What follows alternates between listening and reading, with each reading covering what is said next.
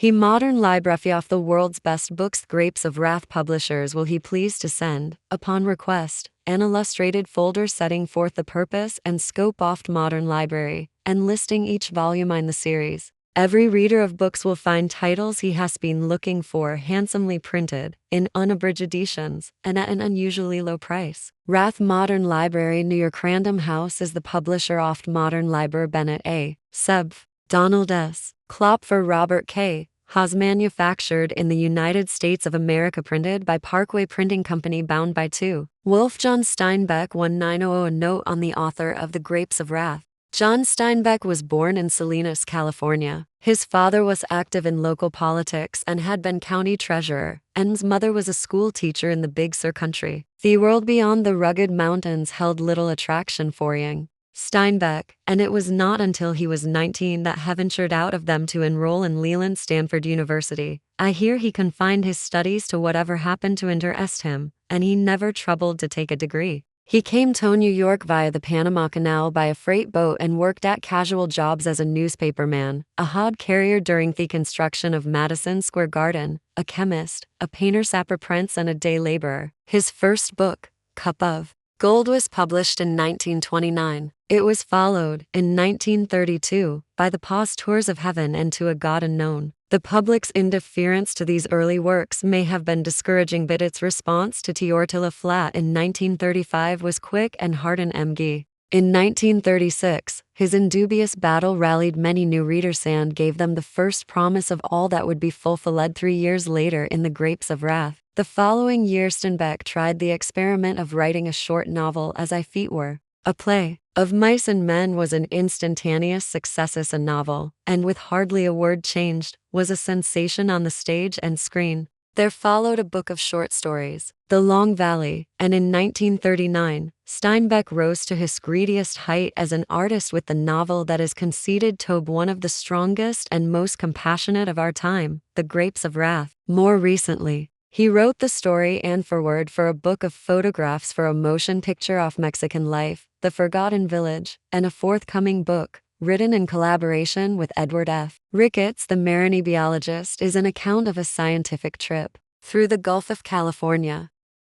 Crowell willed this book, Tomwo lived it. The Grapes of Wrath. Chapter 1. Oh, the red country and part of the gray country of Oklahoma. The last rains came gently, and they did not cut the scarred earth. The plows crossed and across the rivulet. Marks. The last rains lifted the corn quickly and scattered weed colonies and grass along the sides of the roads, so that the gray country and the dark red country began to disappear under a green cover. In the last part of May the sky grew pale, and the clouds that had hung in high puffs for so long in the spring were dissipated. The sun flared down on the growing corn day after day, until a lineage of brown spread along the edge of each green bayonet. The clouds appeared and went away, and in a while they did not tree any more. The weeds grew darker green to protect themselves, and they did not spread any more. The surface of the earth crusted, a thin, hard crust, and as the sky became pale, so the earth became pale, pink in the red country and white in the gray country.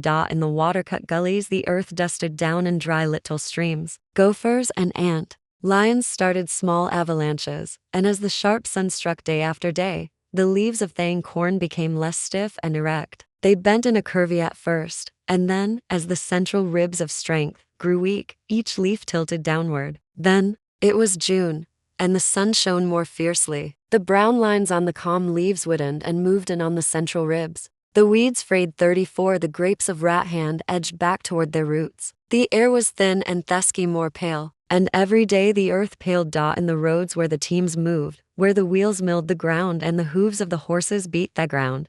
The dirt crust broke and the dust formed. Every moving thing lifted the dust into the air. A walking man lifted a thin layer as high as his waist, and a wagon lifted the dust as high as the fence tops, and an automobile boiled a cloud behind it. The dust was long and settling back again. When June was half gone, the big clouds moved up out of Texas and the Gulf, high, heavy clouds, rainheads. Themen in the fields looked up at the clouds and sniffed at them and held wet fingers up to sense the wind, and the horse were nervous while the clouds were up. The rainheads dropped a little spattering and hurried on to some other country. Behind them the sky was pale again, and the sun flared. In the dust, there were drop craters where the rain had fallen, and there were clean splashes on the calm. And that was all.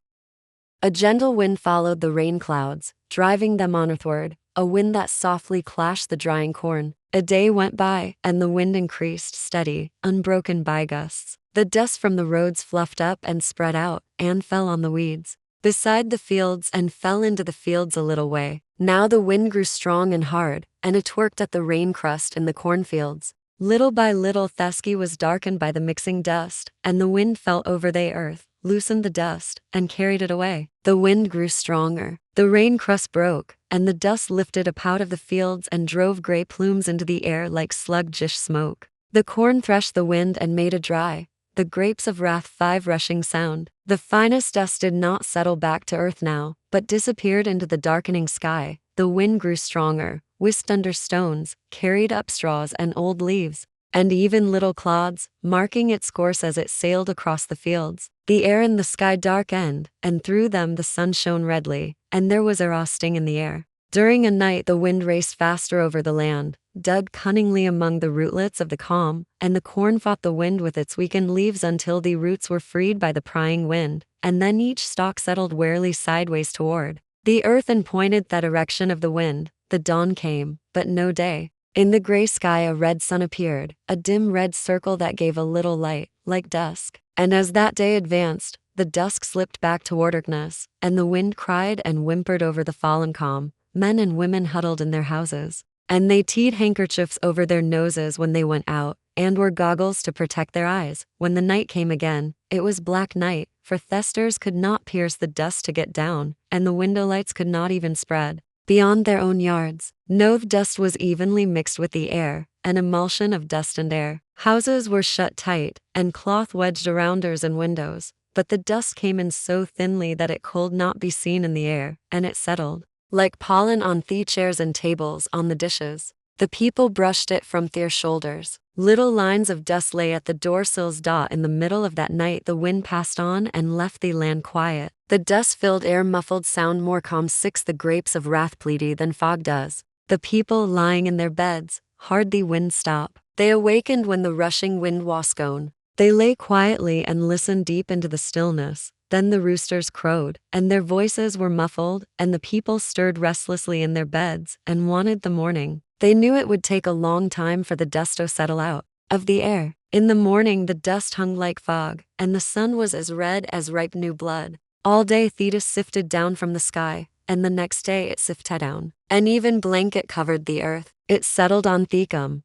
piled up on the tops of the fence posts, piled up on the wires. It settled on roofs, blanketed the weeds and trees. The people came out of their houses and smelled the hot stinging air, and covered their noses from it. And the children came out of the houses, but they did not run or shoot as they would have done after a rain. Men stood by their fences and looked at the ruined corn, drying fast now, only a little green showing through the film of dust. The men were silent, and they did not move often. And the women came out of the houses to stand beside their men to feel whether this time the men would break. The women studied the men's faces secretly, for the calm could go, as long as some thingles remained. The children stood nearby, drawing figures in the dust with bare toes, and the children sent explorations out to see whether men and women would break. The children peeked at the faces of the men and women, and then drew careful lines in the dust with their toes. Horses came to the watering troughs and nuzzled the water to clear surface dust. After a while the faces of the watching men lost their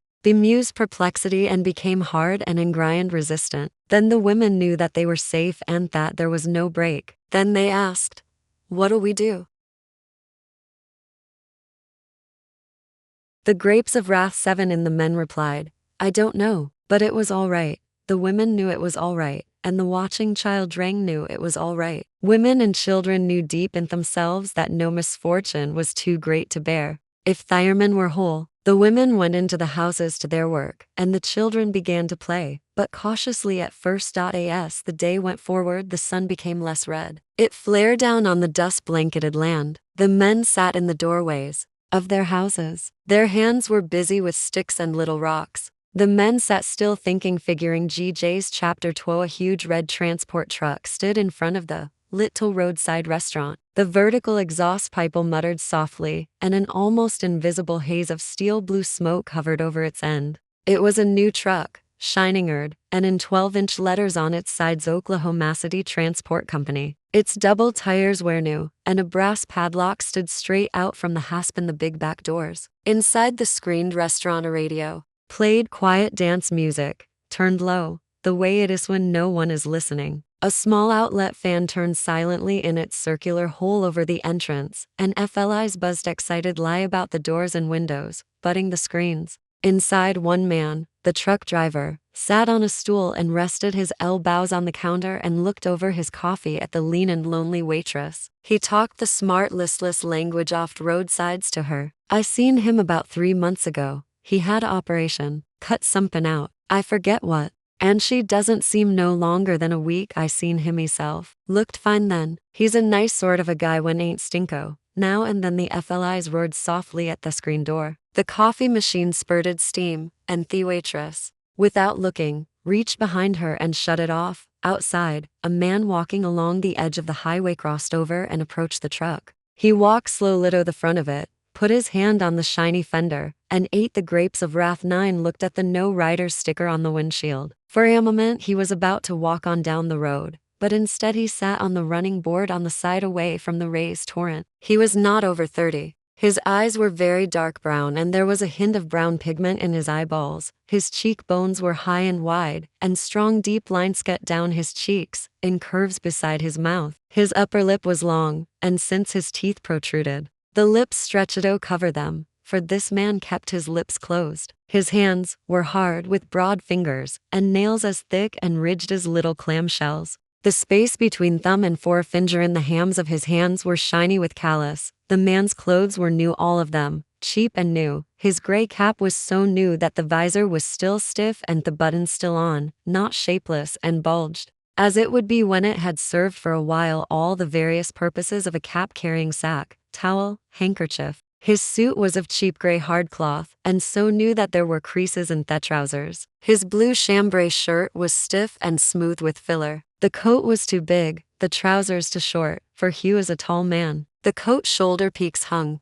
down on his arms, and even then the sleeves were too short and the front of the coat flapped loosely over his stomach. He wore a pair of new tan shoes of the kind called army last, hobnailed and with half circles like horseshoes to protect the edges of the heels from wear. This man sat on the running board and took off his cap and mopped his face with it, then put on the cap, and by pulling started the future ruin off the visor. His feet caught his attention. He leaned down and loosened the shoelaces, and did not tie the ends again. Over his head the exhaust of the diesel engine whispered in quick puffs of blue smoke. The grapes of wrath music stopped in the restaurant and a man's voice spoke from the loudspeaker, but the waitress did not turn him off, for she didn't know the music had stopped. Her exploring fingers had found a lump under her ear. She was trying to see it in a mirror behind the counter without letting the truck driver know, and so she pretended to push a bit of hair to neatness. The truck driver said, "They was a big dance in Shawnee. I heard somebody got killed or some pin.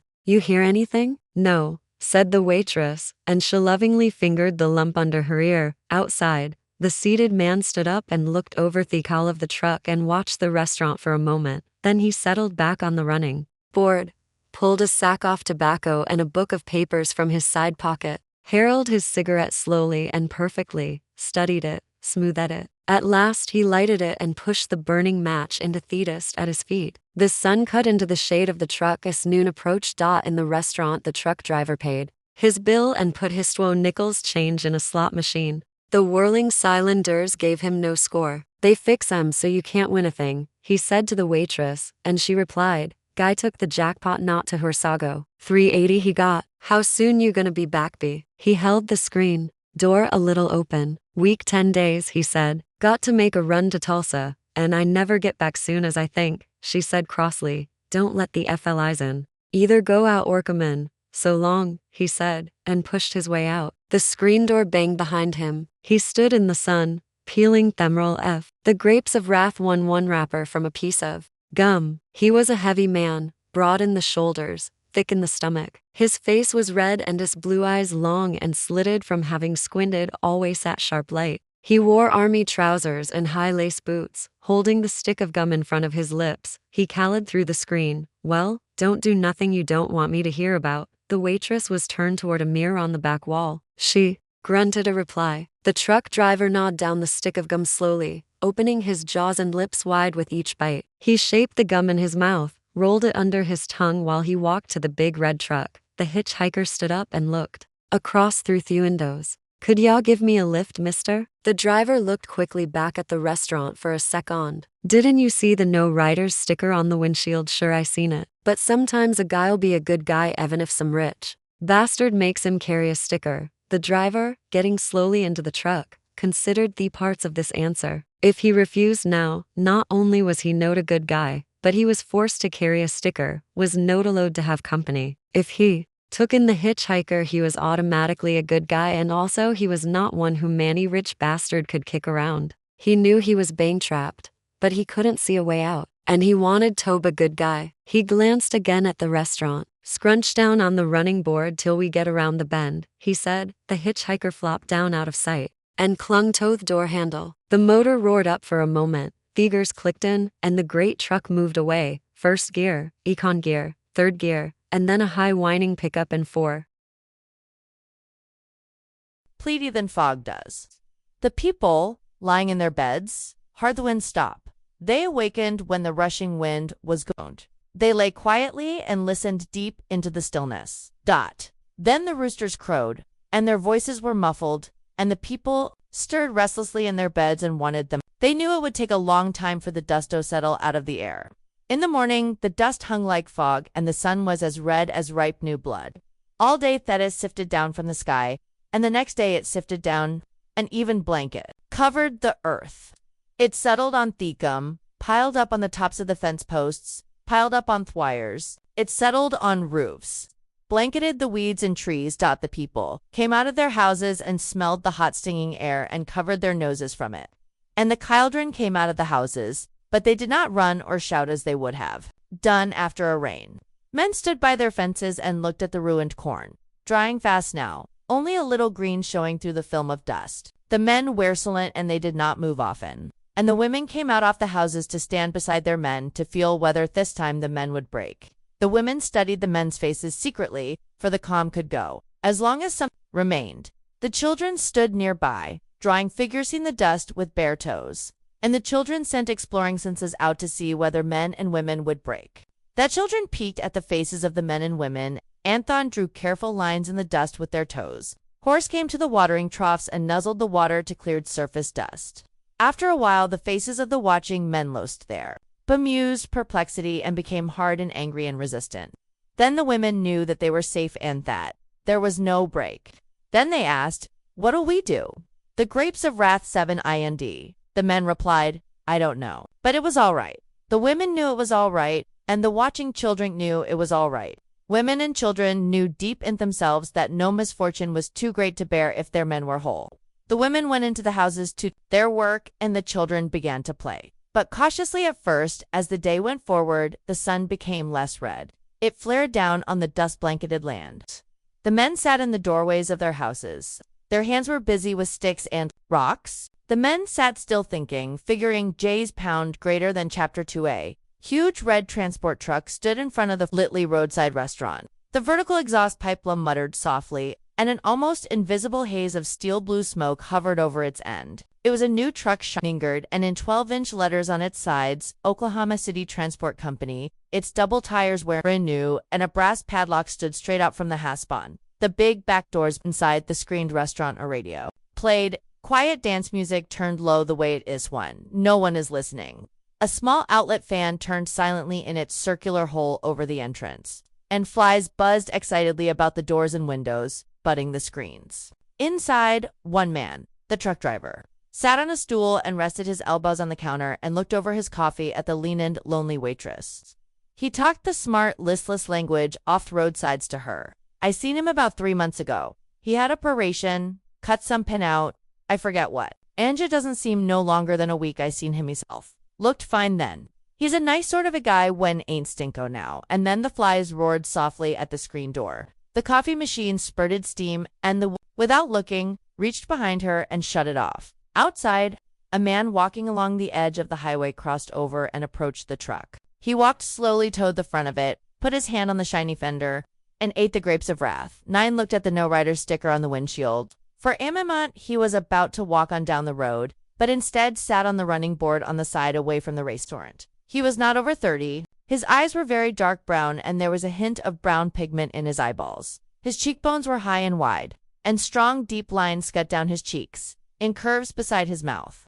His upper lip was long, and since his teeth protruded, the lip stretched head-toe covered them. For this man kept his lips closed. His hands were hard, with broad fingers and nails as thick and rigid as little clamshells. The space between thumb and forefinger and the hams of his hands were shiny with callus. The man's clothes were new, all of them, cheap and new. His gray cap was so new that the visor was still stiff, and the baton still on, not shapeless and bulged, as it would be when it had served for a while all the various purposes of a cap-carrying sack, towel, handkerchief. His suit was of cheap gray hardcloth and so new that there were creases in the trousers. His blue chambray shirt was stiff and smooth with filler. The coat was too big, the trousers too short, for who was a tall man. The coat shoulder peaks hung down on his arms, and even then the sleeves were too short and the front of the coat flapped loosely over his stomach. He wore a pair of new tan shoes of the kind called army last, hobnailed and with half circles like horseshoes to protect the edges of the heels from wear. This man sat on the running board and took off his cap and mopped his face with it. Then her put on the cap and by pulling started the future ruin off the visor. His feet caught his attention. He leaned down and loosened the shoelaces and did not tie the ends again. Over his head, the exhaust of the diesel engine whispered in quick puffs of blue smoke.io. The grapes of wrath. The music stopped in the restaurant and a man's voice spoke from the loudspeaker. But the waitress did not turn him off, for she didn't know the music had stopped.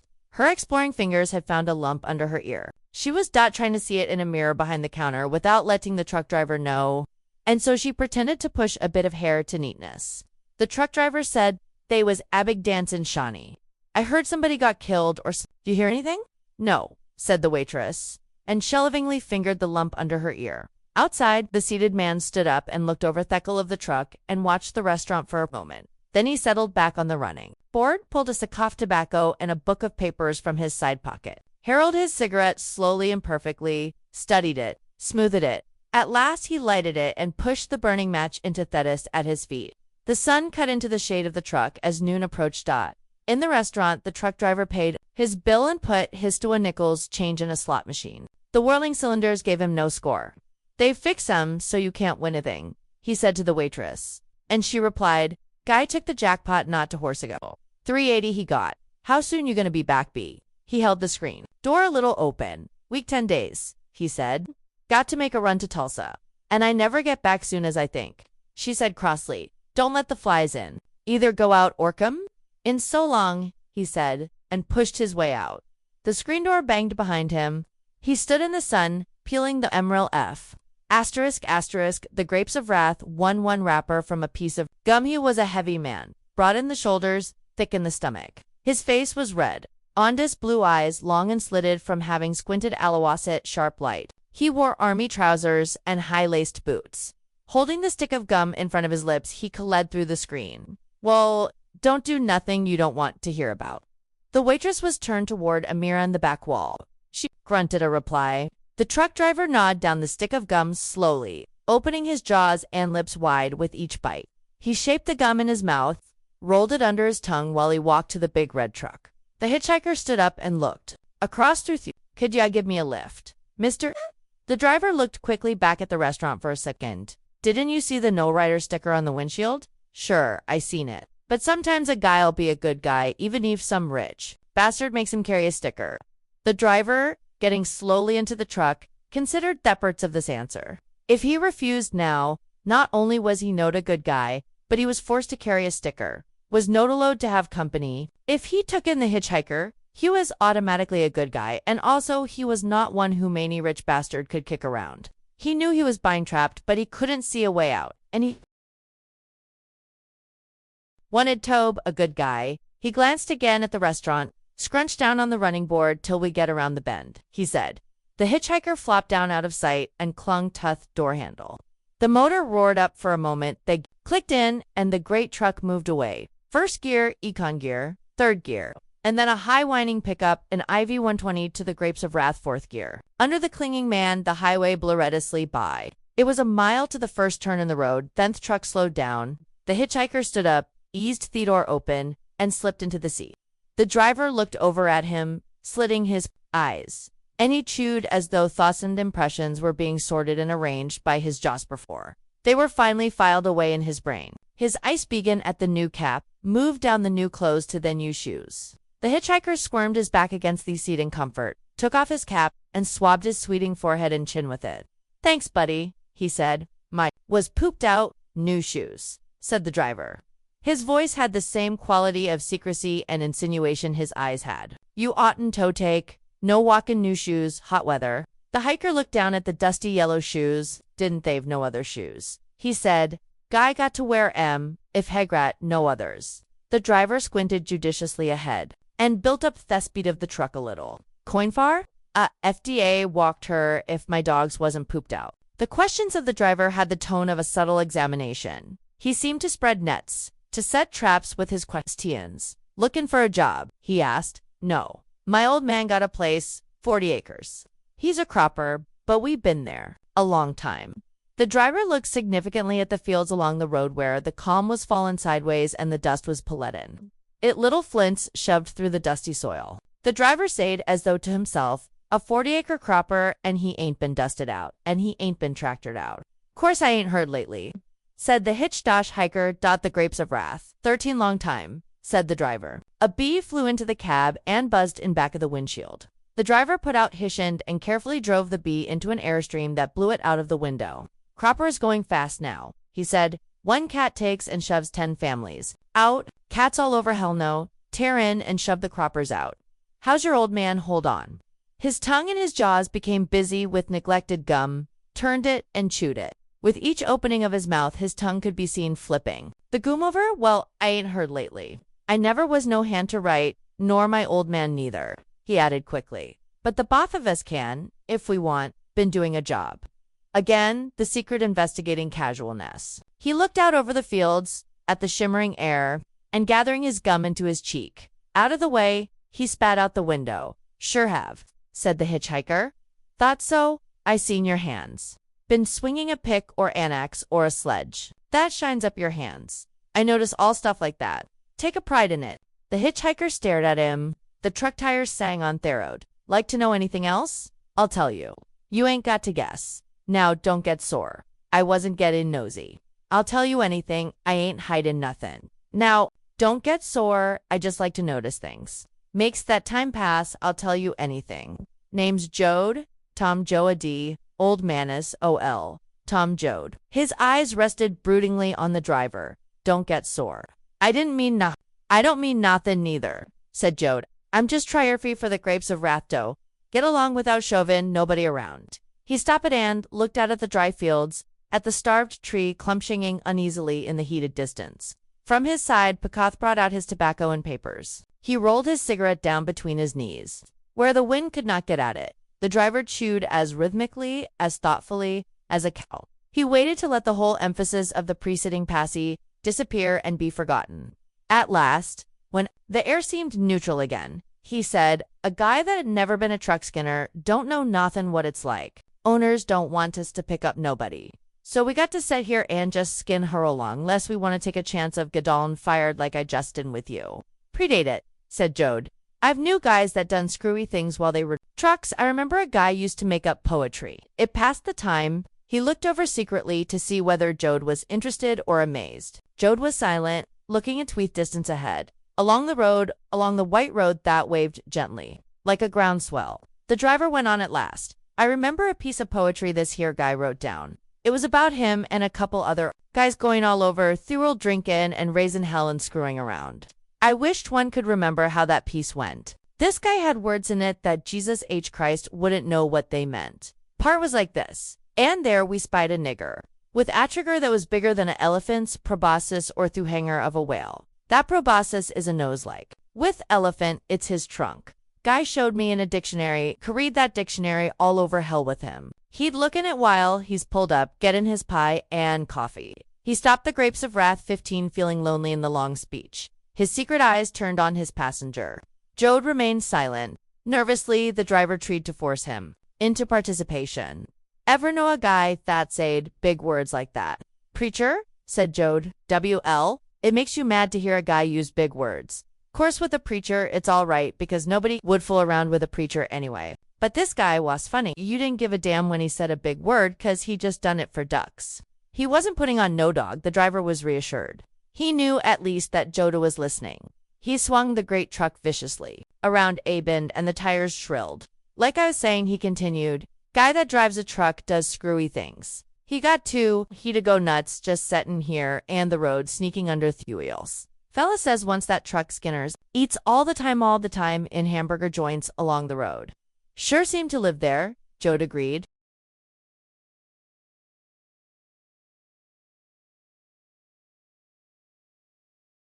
Sure they stop, but it ain't to eat. They ain't hardly ever hungry. They're just goddamn sick of going. Get sick of it. Joints is the only place you can pull up. And when you stop you got to buy something so you can sling the bowl with the broad behind the counter. So you get a cup, a coffee, and a peace pie.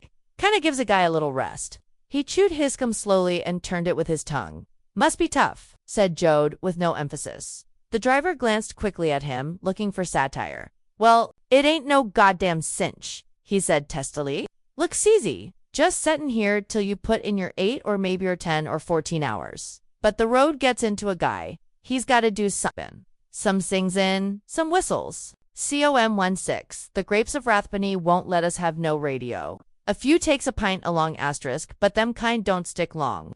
He said the last smugly. I didn't never take a drink till I'm through. Yeah, Joad asked. Yeah, I got to get ahead. Why? I'm thinking afterkin one of them correspondence school courses. Mechanical engineering. It's easy. Just study a few easy lessons. 8th FM thinking of it. Then I won't drive no truck. Then he'll tell other guys to drive trucks. Joad took a pint of whiskey from his side coat pocket. Sure you won't have a snort. His voice was teasing. No, by God, I won't touch it. A guy can't drink liquor all the time and study like FM going to. Joad uncorked the bottle, took 2 quick swallows, recorked it, and put it back in his pocket. The spicy hot smell off the whiskey filled the cab.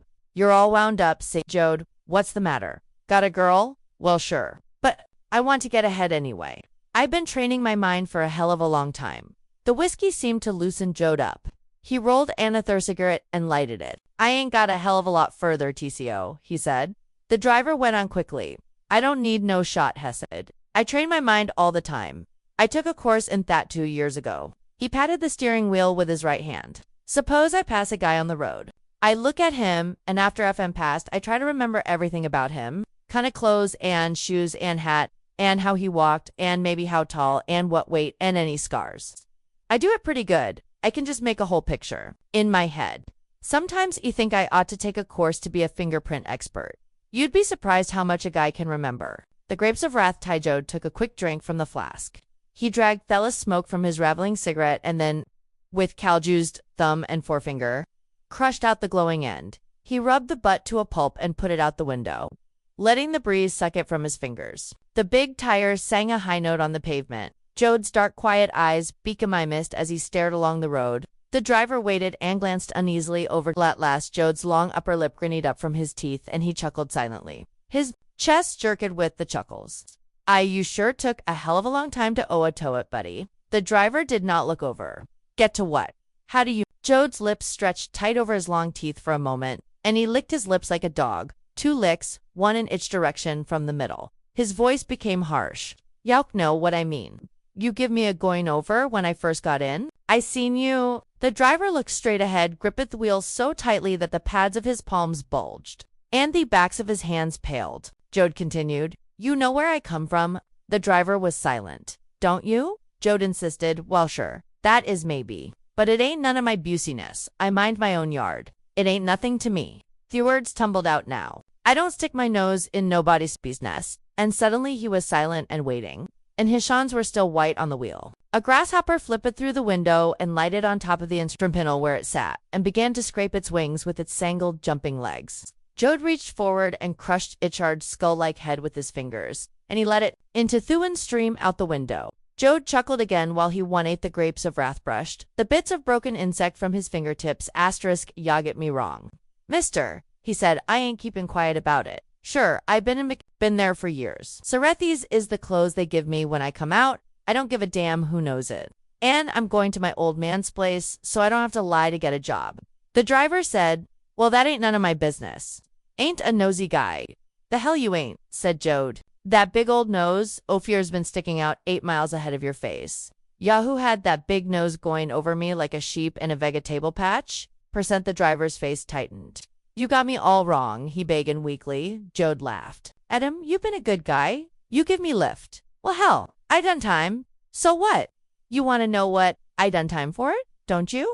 That ain't none of my affair. Nothing ain't none of your affair except skinning this here ball bitch along. And that's the least thing you work at. Now look, see that road up ahead? Yeah, well, I get off there. Sure. I know you're wetting your to know what I done. I ain't a guy to let you down. The high hum of the motor dulled and the song of the tires dropped in pitch. Joad got out his pint and took another short drink. The truck drifted to a stop where a dirt road opened at, right angles to the highway. Joad got out and stood beside the cab window. The vertical exhaust pipe puttered up its barely visible blue smoke. Joad leaned toward the driver. Homicide, he said quickly. That's a big word. The Grapes of Wrath 19 means I killed a guy. 7 years. I'm sprung in for 4. My nose clean. The driver's eyes slipped over Joad's face to memorize it. I never asked you nothing about it, he said. I mind my own yard. You can tell about it in every joint from here to Texila. He smiled. So long, fella. You've been a good guy. But look, when you've been in stir a little while, you can smell a question cornin' from hell to breakfast. You telegraphed yours the first time you opened your trap. He spatted the metal door with a palm of his hand. Thanks for the lift, he said slong. He turned away and walked into the dirt road. For a moment the driver stared after him and then heckled, Luck. Joad waved his hand without looking around. Then the motor roared up and the gears clicked, and the great red truck rolled heavily away. Chapter 3 Heat, concrete highway was edged with a mat of tangled, broken, dry grass, and the grass heads were section heavy with oat beards. To catch on a dog's coat and foxtails, to tangle in a horse's fetlocks and clover burrs, to fasten in sheep's wool. Sleeping life waiting to be spread and dispersed. Every seed armed with an appliance of dispersal whistling darts and parachutes for the wind. Little spears and balls of tiny thorns, and all waiting for animals and for the wind, for a man's trouser, cuff, or the hem of a woman's skirt. All passive but armed with appliances of activity. Still, each possessed of the analogy of movement. The sun lay on the grass and warmed it, and in the shadow of the grass the insects moved, ants and antlions to set traps for them. Grasshoppers to jump into the air and flick their yellow wings for a second. So bugs like little armadillos plodding restlessly on many tender feet. And over the grass at the roadside a land turtle crawled, turning aside for nothing, dragging his high-domed shell over the grass. His shard legs and yellow feet threshed slowly through the grass, not really walking, but boosting and dragging his shell. The barley beards slid off his shell, and the clover burrs fell on him and rolled to the ground. His horny beak was partly open, and his fierce, humorous eyes, under brows-like fingernails, stared straight ahead. He came over the grass, leaving a beaten trail behind him, and the hill, which was the 20 of the Grapes of Wrath to one highway embankment, reared up ahead of him. For a moment he stopped, his head held high. He blinked and looked up and down. At last he started to climb the embankment. Front-clawed feet reached forward but did not touch. The hind feet kicked his shell along, and it scraped on the grass, and on the gravel.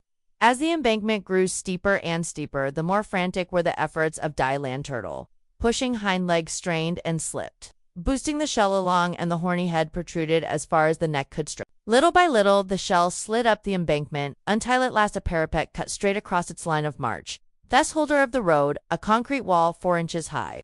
Also, they worked independently. The hind legs pushed the shell against the wall, the head upraised and peered over Thule to the broad, smooth plane of cement. Now the hands braced on top of the wall, strained and lifted, and the shell came slowly up and rested its front end on the wall.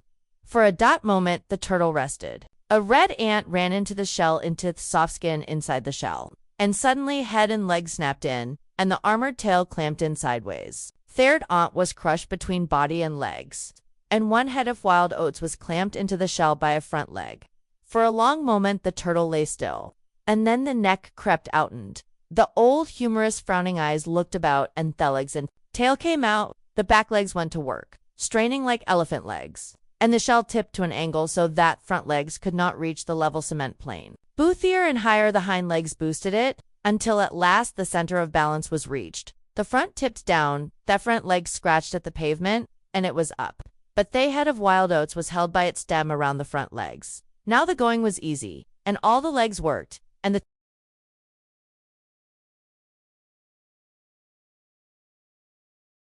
22, the grapes of Wrathshul boosted along, waggling from side to side. A sedan driven by a 40-year-old woman approached. She saw the turtle and swung to the right. Off the highway, the wheel screamed and a cloud of dust boiled up.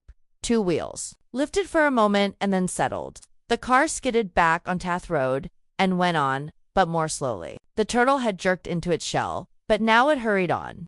For the highway was burning hot, and now a light truck approached. And as it came near, the driver saw the turtle and swerved to hit it. His front wheel struck the edge of the shell, flipped the turtle like a tiddlywink, spun it like a coin, and rolled it off the highway. The truck went back to its course along the right side. Lying on its back, the turtle was tight in its shell for a long time.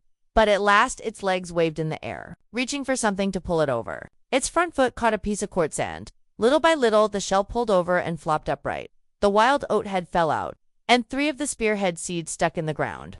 And as the turtle crawled on down the embankment, its shell dragged dirt over the seeds. The turtle entered a dust road and jerked itself along, drawing a wavy, shallow trench in the dust with its shell. The old, humorous eyes looked ahead, and the horny beak opened a little. His yellow toenails slipped a fraction in the dust. Chapter 4. Joad heard the truck get underway.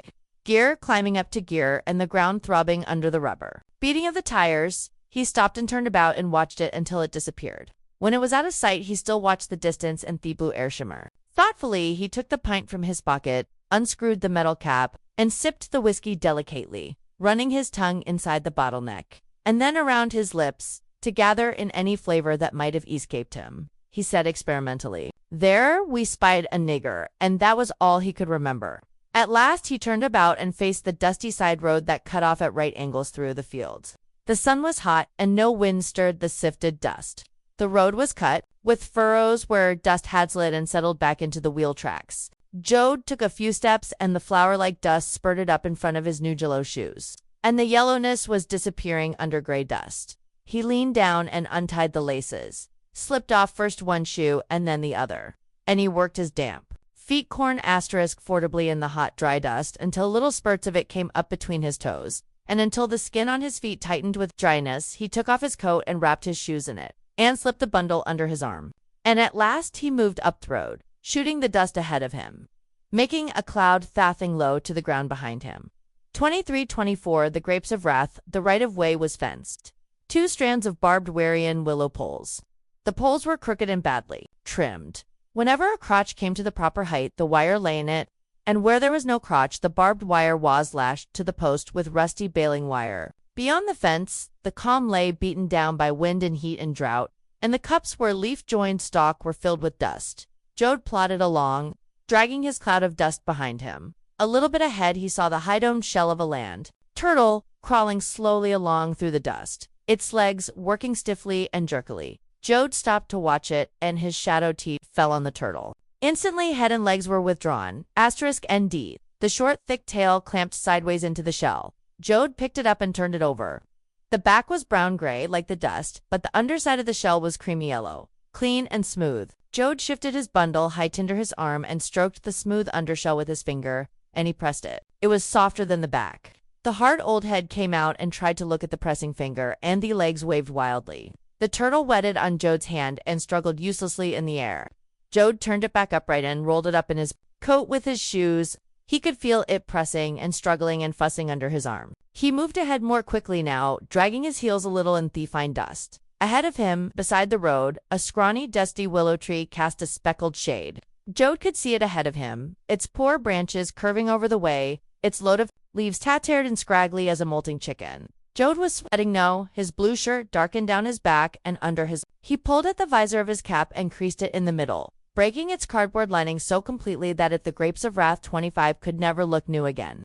And his steps took on new speed and intent toward the shade of the distant willow tree. At the willow he knew there would be shade, at least one hard bar of absolute shade thrown by the trunk, since the sun had passed its zenith. The sun whipped the back of his neck now and made a little humming in his head. He could not see the base of the tree, for it grew out of a little swale that held water longer than the level places. Joad speeded his pace against the sun, and he started down the declivity. Heslowed cautiously, for the bar of absolute shade was taken. A man sat on the ground, leaning against the trunk of that tree. His legs were crossed, and one bare foot extended nearly as high as his head. He did not hear Joad approaching, for he was whistling solemnly the tune of "Yes, Sir, That's My Baby." His extended foot swung slowly up and down in tempo. It was not dance tempo. He stopped whistling and sang in an easy thin tenor. Yes, sir, that's my savior. Jesus is my savior. Jesus is my savior now. Asterisk, asterisk, asterisk on the level 5s. Not the devil. Jesus is my savior now. Joad had moved into the imperfect shade of the molting leaves before the man heard him coming, stopped his song, and turned his head. It was a long head Arbiani, tight of skin and set on a neck as stringy and muscular as a celery stalk. His eyeballs were heavy and protruding. The lids strashetto covered them, and the lids were raw and red. His cheeks were brown and shiny and hairless, and his mouth full, humorous or sensual. The nose beaked and hard V-stretched, point to 6, the grapes of wrath skinned so tightly that the bridge showed white. There was no perspiration on the face, not even on the tall pallid forehead. It was an abnormally high forehead, lined with delicate blue veins at the temples. Fully half of the face was above the eyes. His stiff gray hair was mussed back from his brow, as though he had combed it back with his lingers. For clothes he wore overalls and a blue shirt. A denim coat with brass buttons and a spotted brown hat creased like a pork pie lay on the ground beside him. Canvas sneakers, gray with dust, lay nearby where they had fallen when they were kicked off. The man looked long at Joad. The light seemed to go for into his brown eyes, and it picked out little golden specks deep in the irises. The strained bundle of neck muscles stood out. Joad stood still in the speckled shade. He took off his capon, mopped his wet face with it, and dropped it, and his rolled coat. On the ground, the man in the absolute shade uncrossed his legs and dug with his toes at the earth. Joad said, "Hi, it's hotter on hell on the road." The seated man stared questioningly at him. "Now, ain't too young Tom Joad." "Oh, Tom's boy." "Yeah," said Joad all the way. "Coin 5 home now. You wouldn't remember me, I guess," the man said. Hesmold and his full lips revealed great horse teeth. "Oh no, you wouldn't remember. You was always too busy pulling little girls' pigtails when I give you the holy You wassel wrapped up in yankin' that pigtail out by the roots. Yo maybe don't recollect, but I do. The two of you come to Jesus at once 'cause of that pigtail yankin'. Baptized both of the grapes of wrath 27U in the irrigation ditch. At once, fighting asterisk and yellin' like a couple of cats." Joad looked at him with drooped eyes, asterisk, and then he lowed for, "Why? You're the preacher. You're the preacher. I just passed a recollection about you to a guy not an hour. 5 ago, I was a preacher," said the man seriously. Reverend Jim Cousy was a burning busher. Used to howl out the name of Jesus to glory, and used to get an irrigation ditch, so squirmin' full of repented sinners, half of 'em like to drownded. But not no more, he sighed. Just Jim Casey now. Ain't got call no more. Got a lot of sinful ideas, but they seem kinda sensible. Joad said, "You're bound to get ideas if you go thinking about stuff." "Sure, I remember you. You use give a good meat. I recollect one time you give a whole sermon walking around on your hands, yelling your head off. Ma favored you more than anybody. And Grandma says you was just lousy with the spirit." Joad dug at his rolled coat and found the pocket and brought out his pint. The turtle moved at a leg, but he wrapped it up tightly. He unscrewed the cap and held out the bottle. "Have a little snort." Casey took the bottle and regarded it broodingly. "I ain't preachin' no more much. The spirit ain't in the people much no more. And worse'n that, the spirit ain't in me no more. Course now and again the spirit gets moving and I rip out Emmeton. Or when folks sets out food, I give 'em a grace. But me heart ain't in it. I only do it 'cause they expect it."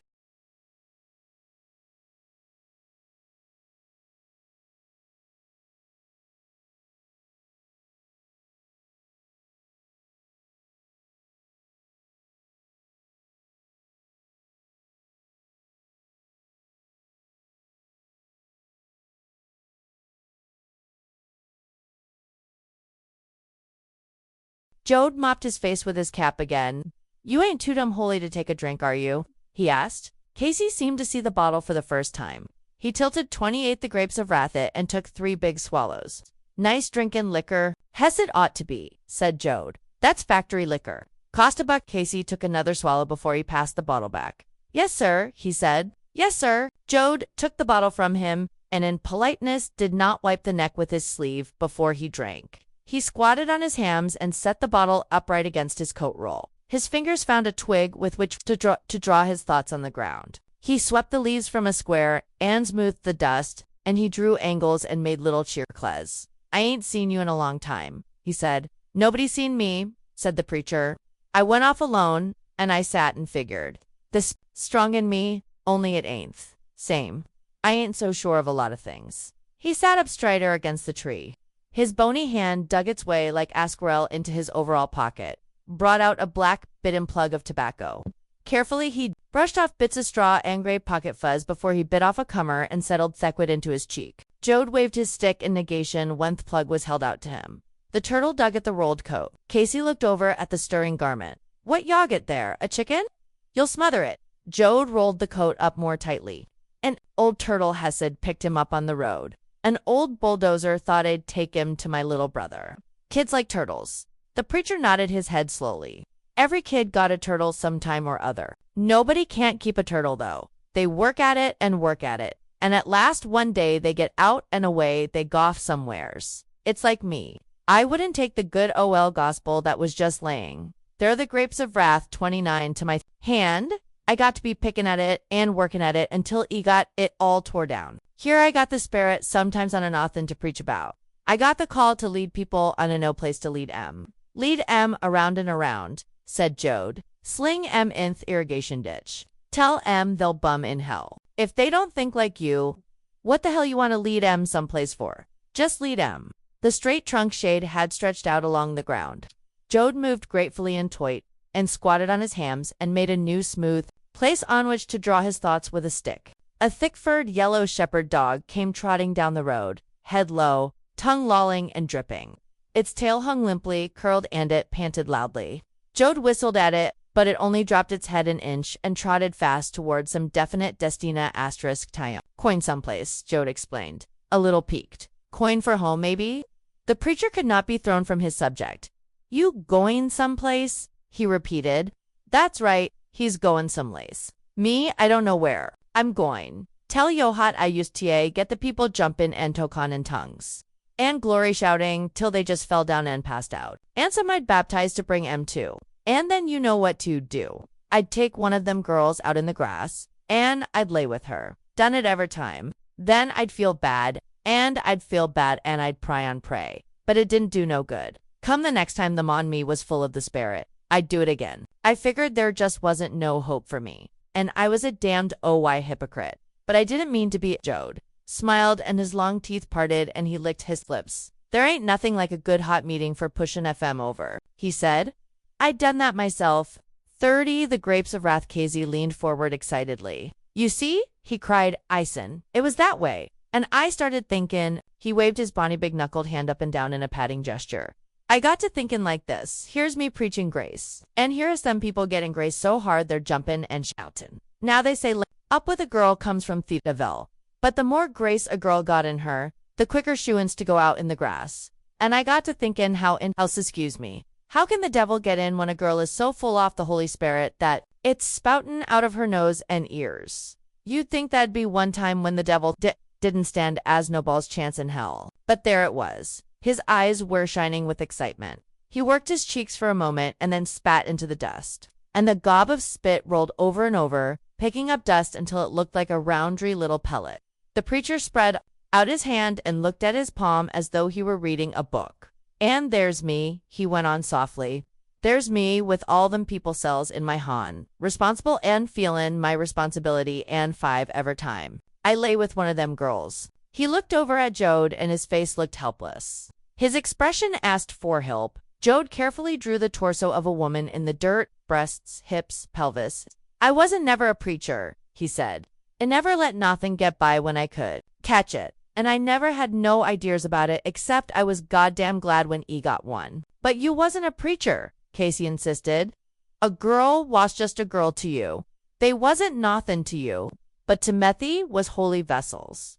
I was savin' their souls.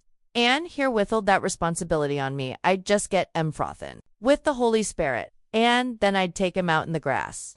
The Grapes of Wrath 3-1. Maybe I should have been a preacher, said Joad. He brought out his tobacco and papers and rolled a cigarette. He lighted it and squinted through the smoke at the preacher. One been a long time without a girl, he said. It's gonna take greater than I'm catching up, Casey continued. It worried me till I couldn't get no sleep. Here, FD, go to preaching. And FD say, by God, this time I gonna do it. And right while I said it, I knowed I was, you should, got a wife, said Joad. Preacher and his wife stayed at our place one time, Jehovites, they was upstairs. Held meetings in our barnyard. Us kids would listen. That preacher's missus took a god-awful pounding after every night meetin'. I'm glad you 2F me, said Casey. I used to think it was just me. Finally, it give me such pain I quit and went off by myself and give her a damn good thinking about. He doubled up his legs and scratched between his dry, dusty toes. I says to myself, what's now in you? Is it the screwing? And I says no, it's the sin. And I says, why is it that when a fella to be just about muleless proof against sin and all full up of Jesus, why is it that's the time a fella gets finger in husband's buttons? He laid 2 fingers down in his palm in rhythm as though he gently placed each word there side by side. I says, maybe it ain't a sin. Maybe it's just the way folks is. Maybe we've been whipping the hell out of ourselves for nothing. And I thought how some sisters took to bearing themselves with a 3-foot shag of bop wire. And I thought though maybe they liked to hurt themselves. And maybe I like to hurt myself. Well, I was laying under a tree when I out and I went to sleep. And it come night and it was dark when I come to. They was a coyote squawking nearby. Before I knowed it, I was saying out loud, the hell with it. VT AF section AM Hamrog 3-2, A Grapes of Wrath, there ain't no sin and there ain't no virtue. There's just stuff people do. It's all part of the same thing. And some of the things folks do is nice, and some ain't nice. But that's as far as any man got a right to say. He paused and looked up from the palm of his hand, where he had laid down through.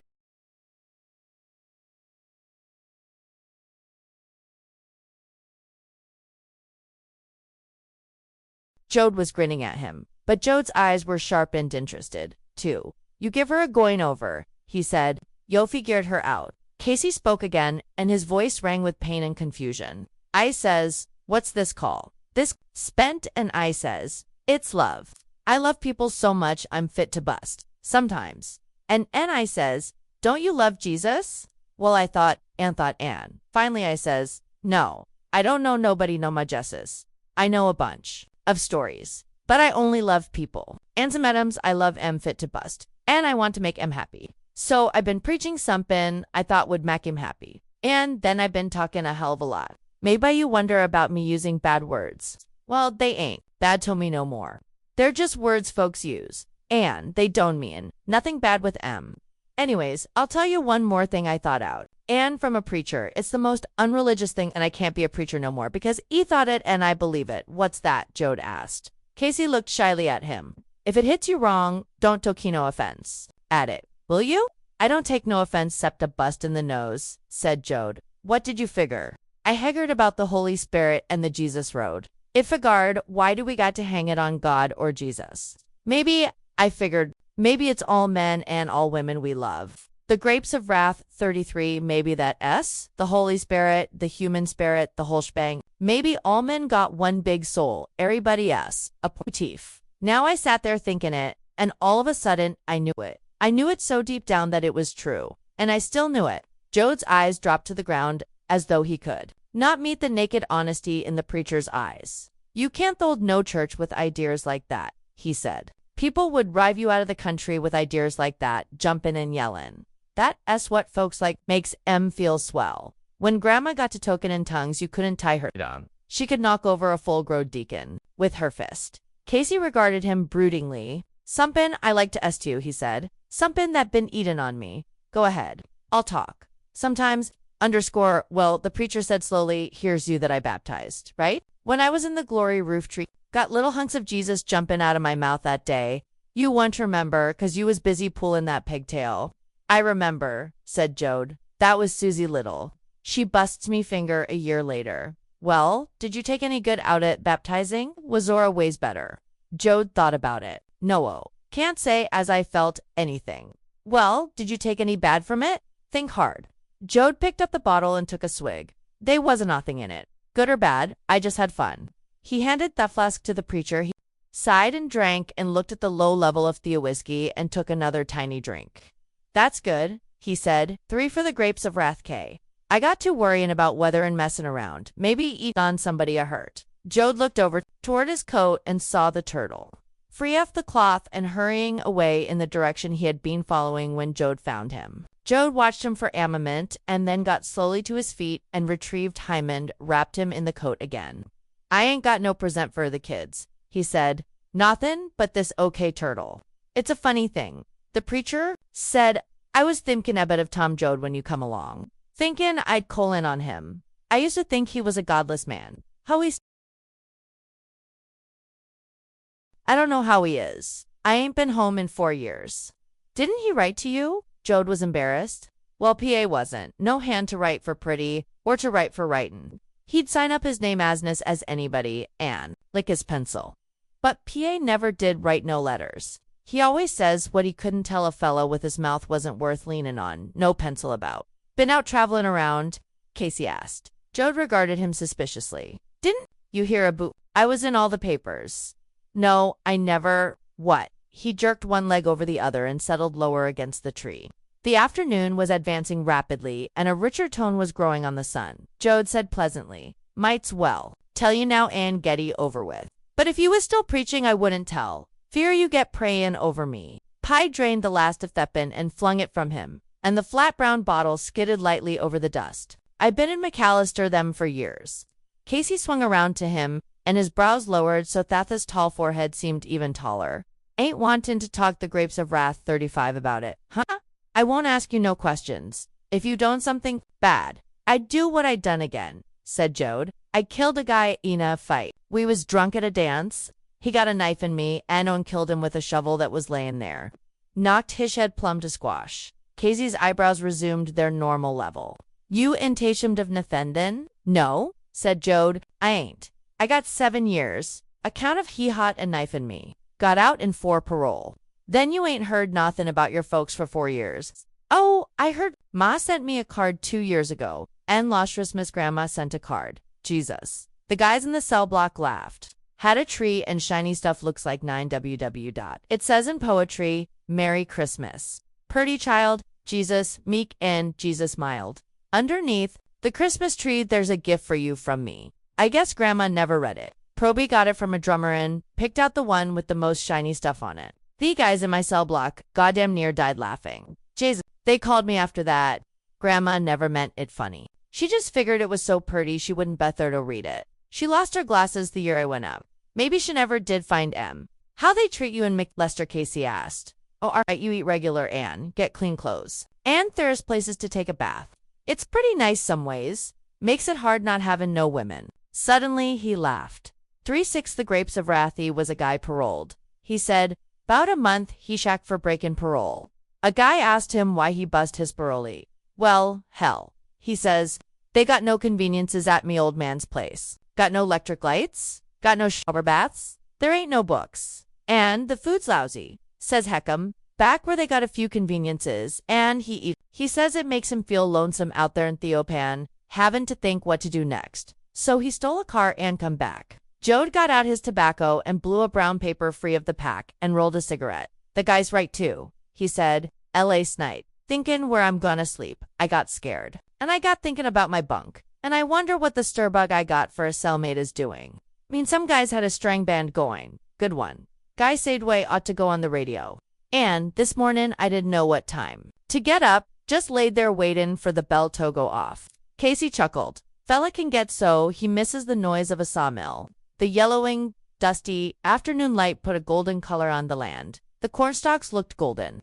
A flight of swallows swooped overhead toward some water. The turtle-lined Joad's coat began a new campaign of escape. Joad creased visor of his cap. It was getting the long, protruding corvo of a crow's beak now. Guess I'll mosey along, he said. I hate to hit the sun, but it ain't so bad. Now, Casey pulled himself together. I ain't seen O.L. Tom in Abug's age. He said, I was gonna look in on him anyways.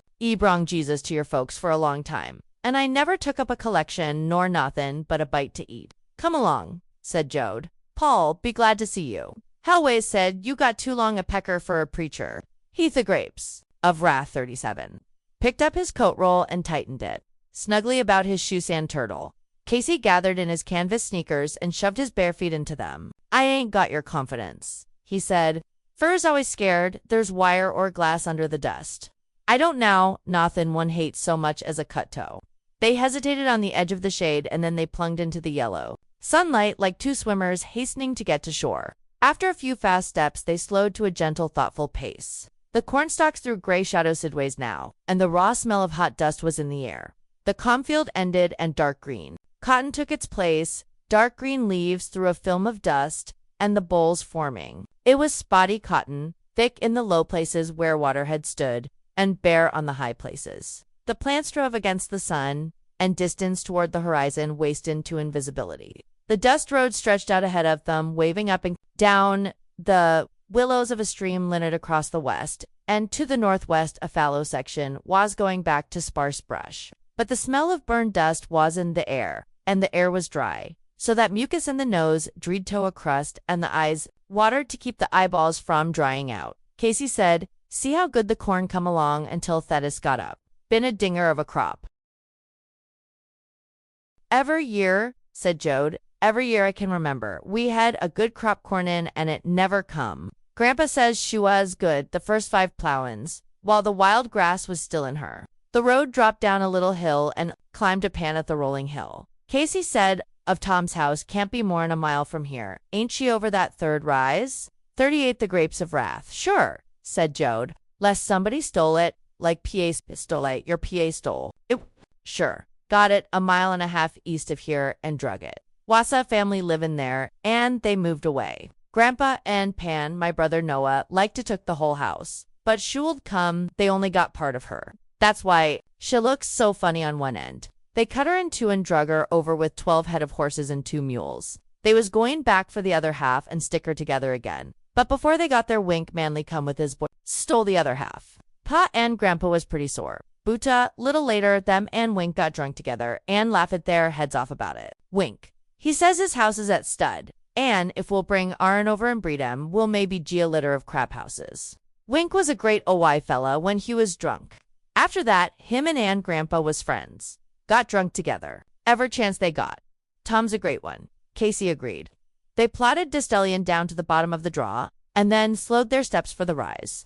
Casey wiped his forehead with his sleeve and put on his flat-topped hat again. "Yes," he repeated. "Tom was a great one. For a godless man, he was a great one. I seen him in meetings sometimes when the spirit got into him just a little, and I seen him take 10-12-foot jumps. I tell you when OY Tom got a dose of the Holy Spirit yogurt to move fast to keep from getting run down and tromped, jumpy as a stud horse in a box stall. They topped the next rise and the road dropped into a gnarled water cut.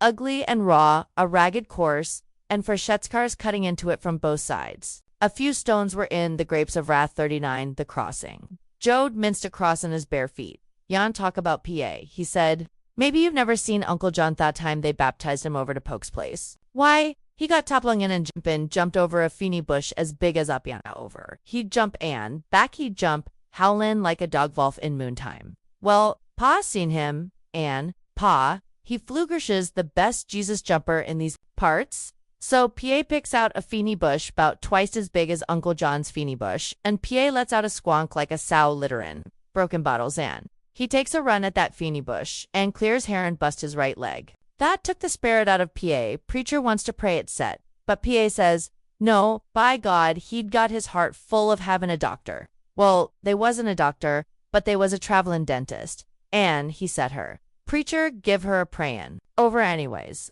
They plodded up the little rise on the other side of the. Now that the sun was on the wane, some of its impact was gone, and while the air was hot, the hammering raceware weaker, the strong wire on crooked poles still edged the road. On the right-hand side, a line of wire fence strung out across the cotton field, and the dusty green cotton waste, same on both sides.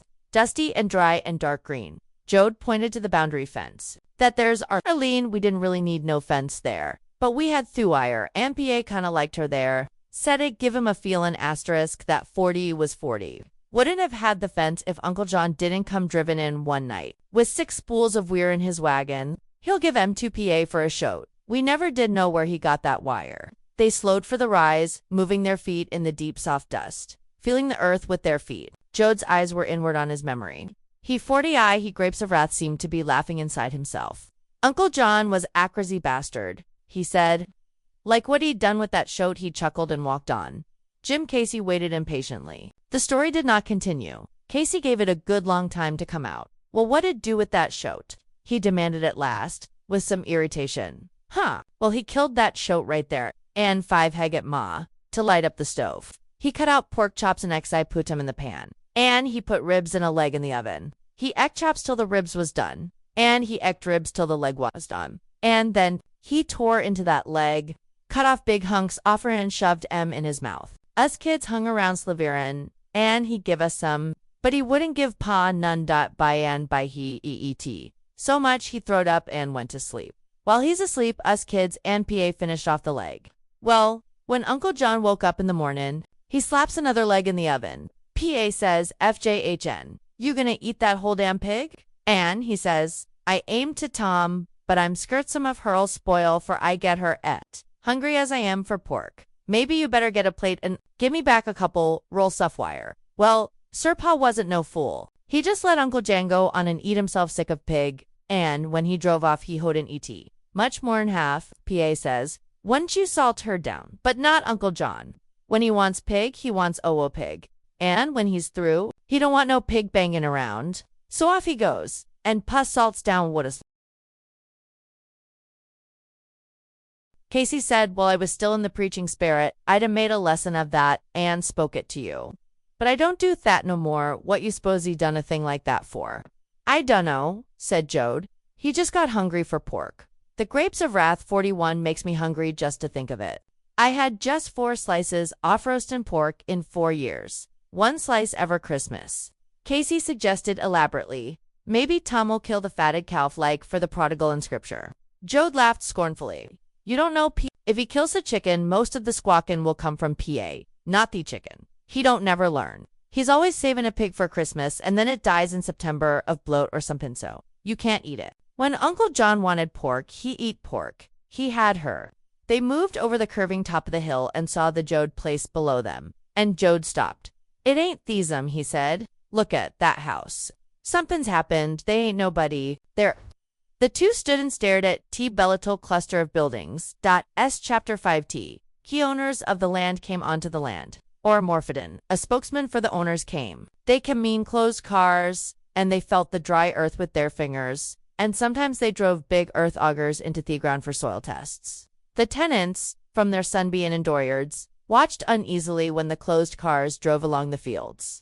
And at last the owner men drove into the dooryards and sat in their cars to talk out of the windows. The tenant men stood beside the cars for a while, and then squatted on their hams and found sticks with which to mark dust on in the open doors. The women stood looking out, and behind them the children, corn-headed children, with wide eyes, one barefoot on top of the other barefoot, and Thetos working. The women and the children watched their men talking to the owner men. They were silent. Some of the owner men were kind because they do it, they had to do, and some of them were angry because Etha hated to be cruel. And some of them were cold because Etha had long ago found that one could not be an owner. One were cold. And all of them were caught in something larger than themselves. Some of them hated the mathematics that drove them, and some were afraid. And some worshiped the mathematics because it provided a refuge from thought and from feeling. If a bank or a finance comp the grapes of wrath for 3 penny owned the land, the owner man said, the bank 01, the company needs, wants, insists, must have. As though bank or the company were a monster, with thought and feeling which had ensnared them. These last would take no responsibility for the banks or the companies because they were men and slaves, while the banks were machines and masters all at the same time. Some of the owner men were a little proud to be slaves to such cold and powerful masters. The owner men sat in the cars and explained, you know Theland is poor. You've scrabbled at it long enough. God knows.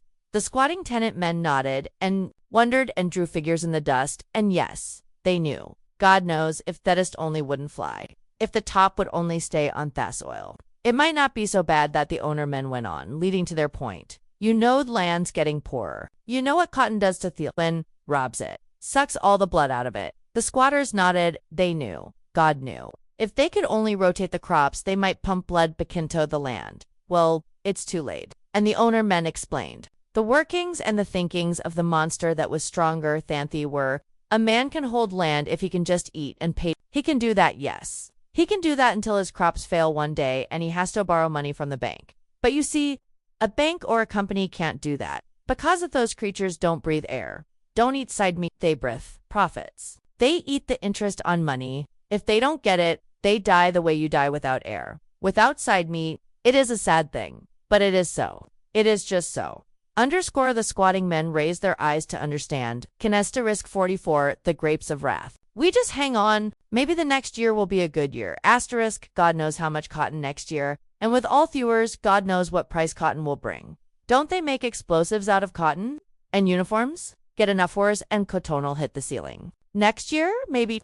They looked up questioningly. We can't depend on it. The bank, the monster has to have a profits all the time. It can't wait. It'll die. No, taxes go on. When the monster stops growing, it dies. It can't stay one size. Soft fingers began to tap the sill of the car window, and hard fingers tightened on the restless drawing sticks. In theater ways of the sun-beaten tenant houses, women side end then shifted feet so that the one that had been down was no on top, and the toes working. Dogs came sniffing near the owner cars and wetted on all four tires one after another.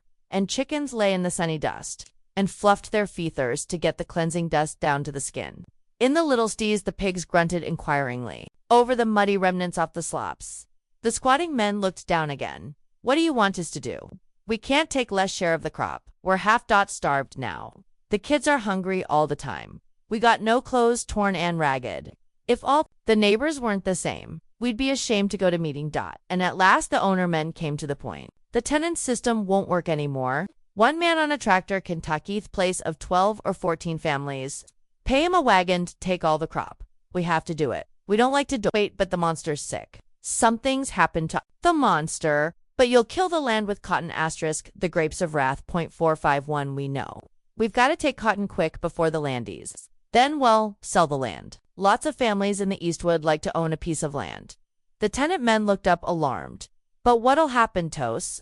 How will we eat? You'll have to get off the land. The plows go through DOORYARD. And now the squatting men stood up angrily. Gramp Asterisk took up the land, and he had to kill the Indians and driven him away. And PA was born here, and he killed weeds and snakes. Then a bad year came, and he had to borrow a little money, and we was bomb here.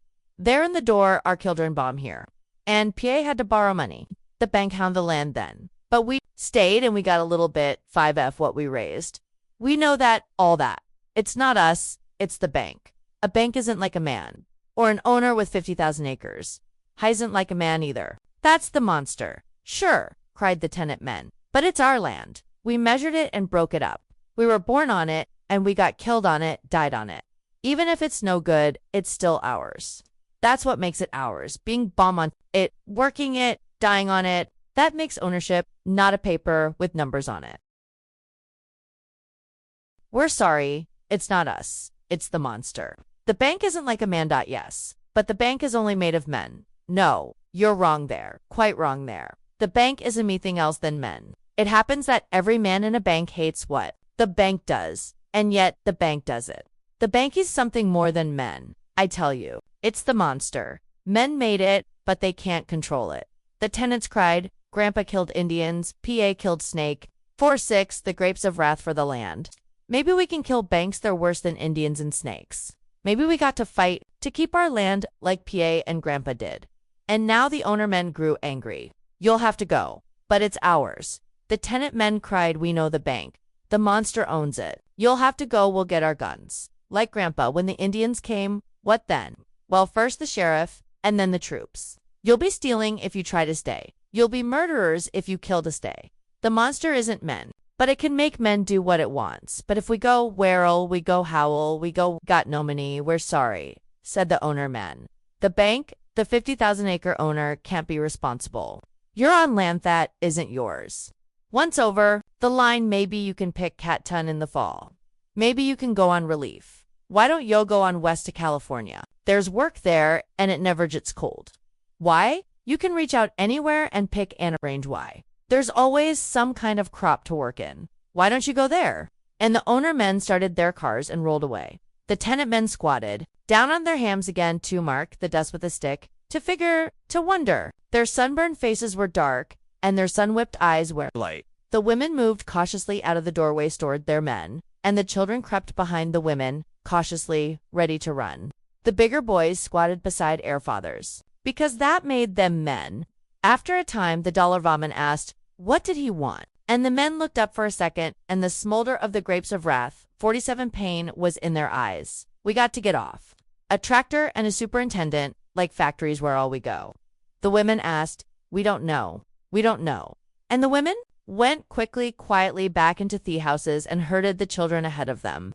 They knew thought a man so hurt and so perplexed may turn in anger, even on people he loves. They left the men alone to figure and to wonder in the dust. After a time, perhaps the tenant man looked about at Theppa Mom put in 10 years ago, with a gooseneck handle, and flowers on the spout, at the chopping block where 1,000 chickens had been killed, at the hand plow lying in the shed, and the patent crib hanging in the rafters over it, that the children crowded about the women in the houses. "What are we going to do, Ma?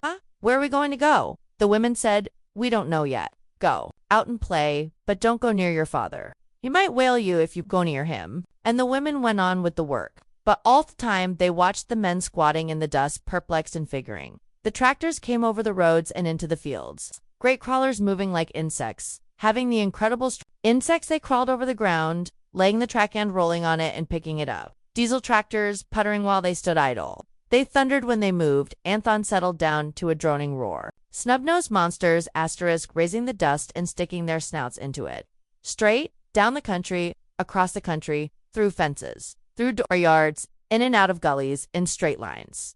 They did not run on the ground, but on their own. Roadbeds.48. The grapes of wrath, they ignored hills and gulches, watercourses, fences, houses. The man sitting in the iron seat did not look like a man. Gloved, goggled, rubber dust mask over nose and mouth, he was a part of the monster, a robot in the seat. The thunder off the cylinders sounded through the country, became one with the air and the earth, so that earth and air muttered in sympathetic vibration. The driver could not control it. Straight across country it went, cutting through a dozen farms and straight back. A twitch at the controls could swerve the cad, but the driver's hands could not twitch because the monster that built the tractor, the monster that sent the tractor out, had somehow got into the driver's hands, into his brain and muscle, had goggled him and muzzled him, goggled his mind, muzzled his speech, goggled his perception. He could not see the land as it was asterisk. He could not smell the land as it smelled. His feet did not stamp the clods or feel the warmth and power of the earth.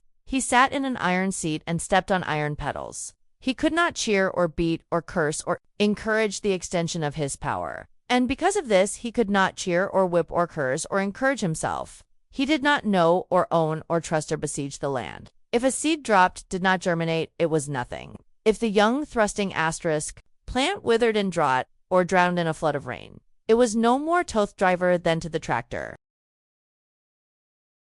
He loved the land no more than the bank loved the land. He could admire the tractor, its machined surfaces, its surge of power, the roar of its detonating cylinders. But it was not this tractor. Behind the tractor rolled the shining discs, cutting the earth with blades. Not plowing, but surgery. Pushing the cut earth to the right where the second row of discs cut teeth the grapes of wrath, 49 it and pushed it to the left. Slicing blades, shining, polished, bithe cut earth, and pulled behind die discs. The harrows combing with iron teeth so that the little clods broke up and the earth lay smooth.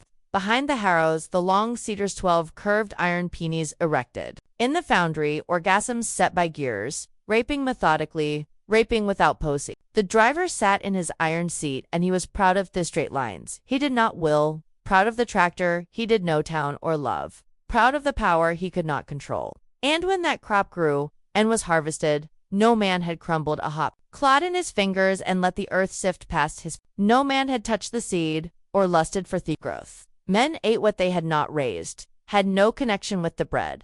The land bore under iron, and under iron gradually died. For it was not loved or hated, it had no prayers or curses. At noon, the tractor driver stopped sometimes near a tenant house and opened his lunch. Sandwiches wrapped in waxed paper, white bread, pickle, cheese, spam, a piece off he branded like an engine part. He ate without relish. Endonants not yet moved away came out to see him, looked accuriously while the goggles were taken off. and the rubber dust mask, leaving white circles around the eyes and a large white circle around nose and mouth. The exhaust of the tractor puttered on for fuel is so cheap it is more efficiento leave the engine running than to heat the diesel nose for a new start. Curious children crowded close. Ragged children will ate their fried dough as they watched. They watched the unwrapping of the sandwiches, and their hunger-sharpened noses smelled the pickle, cheese, and spam. They didn't speak to the driver. They watched his hand in 50. The grapes of wrath it carried food to his mouth. They did not watch him chewing. Their eyes followed the hand that held the sandwich. After a while, the tenant who could not leave the place came out and squatted in the shade beside copyright the tractor. Why, you're Joe Davis's boy.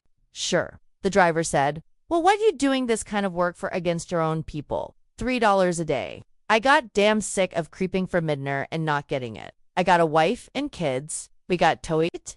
$3 a day, and it comes every day. That's right, the tenant said.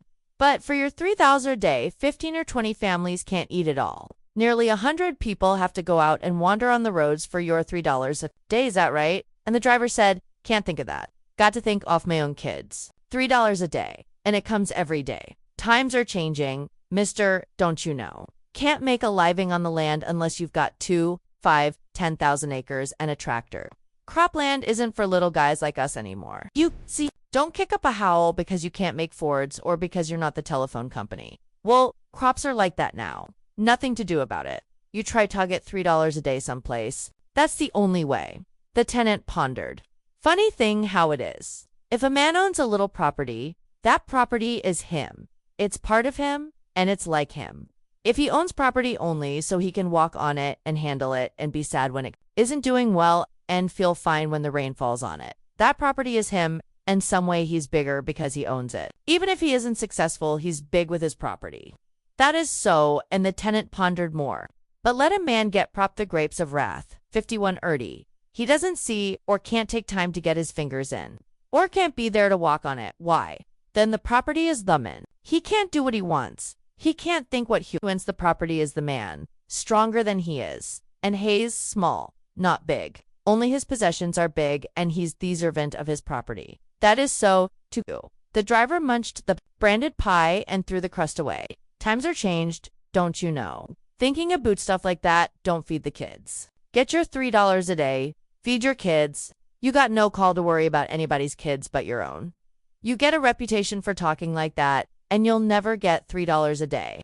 Big shots won't give you $3 a day if you worry about anything but your $3 a day. Nearly 100 people on the road for your $3. Where will we go? And that reminds me, the driver said, you better gee out soon. I'm going through the dooryard after dinner. You filled in the well this morning, I know. Had to keep the line straight. But I'm going through the dooryard. After dinner, gotta keep the line straight. And well, you know Joe Davis, my old man. Soil, tell you this. I got orders wherever there's a family not moved out. If I have an accident, get to Closiant Cave, the house in a Little well. One might get a couple after. And my youngest kid never had no shoes yet.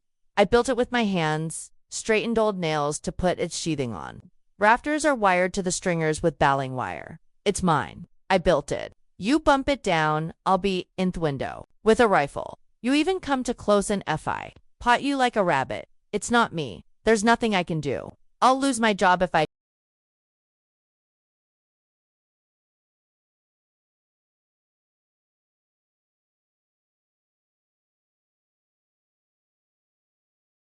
52 The grapes of wrath didn't do it.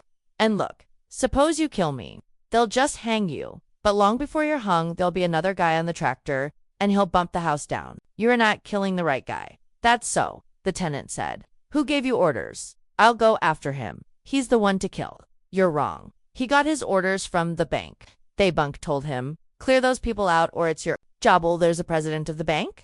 There's a board of directors. I'll fill up the magazine of the rifle and go into the bank. The driver said, fellow was telling me the bank get orders from the east. The orders were, make the land show profit or we'll close you up. But where does it stop? Who can we shoot? I don't aim to starve to death before I kill the man that's starving me. I don't know. Maybe there's nobody to shoot. Maybe thieving isn't meant at all. Maybe, like you said, the property's doing it. Anyway, I told you my orders. I gotta figure the Tenant said, "We all gotta figure. There's some way to stop this. It's not like lightning or earthquakes. We've got a bad thing made by men, and by God that's something we can change." The tenant sat in his doorway and the driver thundered his engine and started off. Tracks falling and curving, harrows combing, and the fally off the cedar slipping into the ground. Across the dooryard's tractor cut, and the hard foot-beaten ground was seeded field, and the tractor cut through again. The uncut spacks was 10 feet wide, and back he came. The iron guard beat into the house corner, crumbled the wall, and wrenched the little house from its foundation so that it fell sideways, crushed like a bug. And the driver was goggled and a rub the grapes of wrath, 53 bear mask covered his nose and mouth. The tractor cut a straight line on, and the air in the ground vibrated with its. The tenant man stared after it, his rifle in his hand. His wife was beside him, and the quiet children behind. And all of them stared after the tractor. Chapter 6 H.E. Reverend Casey and Young. Tom stood on the hill and looked down on the Joad place. The small unpainted house was mashed at one comer. An earth had been pushed off its foundations so that it slumped at an angle, its blind front windows pointing at a spot of sky well above the horizon. The fences were gone, and the katan grew in the dooryard and up against the house, and the katan was about the shed. Bam! The outhouse lay on its side, and the cotton grew close against it, where the dooryard had been pounded hard by the bare feet of children and bestamping horses' 5 hooves and by the broad wagon wheels. It was cultivated now, and the dark green, dusty Young Tom stared for a long time at the ragged willow beside the dry horse trough, at the concrete base where Eth pump had been. "Jesus," he said at last. "Hell must have popped here. There ain't nobody living there." At last he moved quickly down the hill, and Casey followed him. Hell looked into the bam shed, deserted, a little ground straw on the floor, and at the mule stall in the corner, and as he looked in, there was a skittering on the floor and a family of mice faded in under the straw. Joad paused at the entrance to the tool shed lean-to, and no tools were there. A broken plow point, a mess of haywire in the comer, an iron wheel from a hurrock, and a rat-gnawed mule collar, a flat-gallon oil can asterisk for the grapes of wrath trusted with dirt and oil, and a pair of torn overalls hanging on a nail. "There ain't nothin' left," said Joad. "We had pretty nice tools." "There ain't nothin' left," Casey said. "If I was still a preacher, I'd say the arm of the Lord had struck.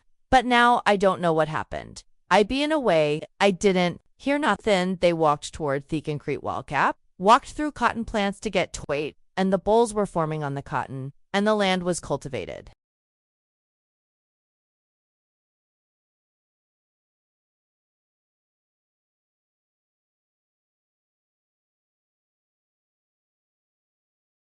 "We never planted here," Joad said. "We always kept this clear.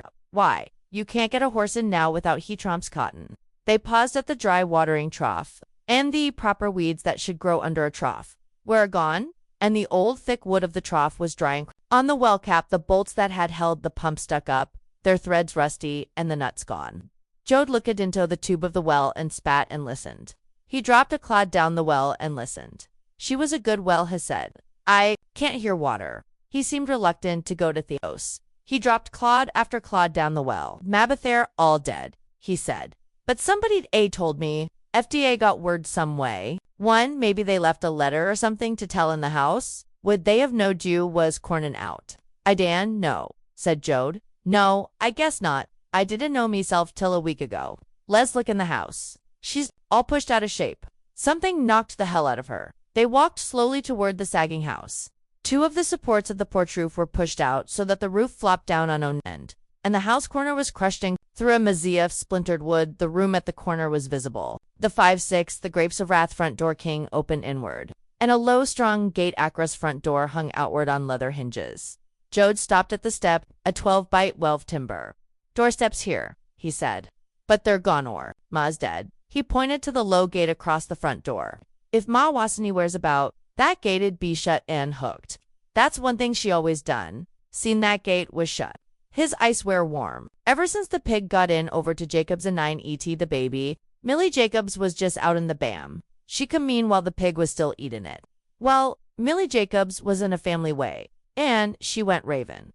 Never did get over it, touched ever since.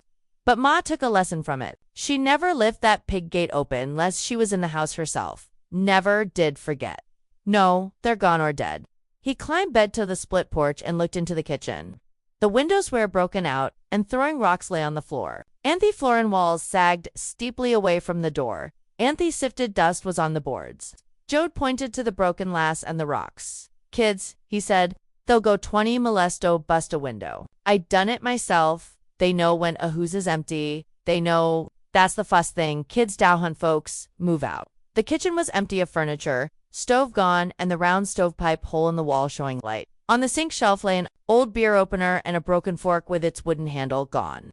Joad slipped cautiously into the room, and the floor groaned under his weight. An old copy of the Philadelphia Ledger was on the floor against the wall, its pages yellow and curling. Joad looked into the bedroom. No bed, no chairs, nothing. On the wall, a picture roof, an Indian girl in color, labeled Red Wing.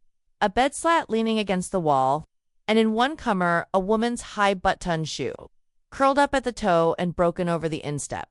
The Grapes of Wrath 5-7.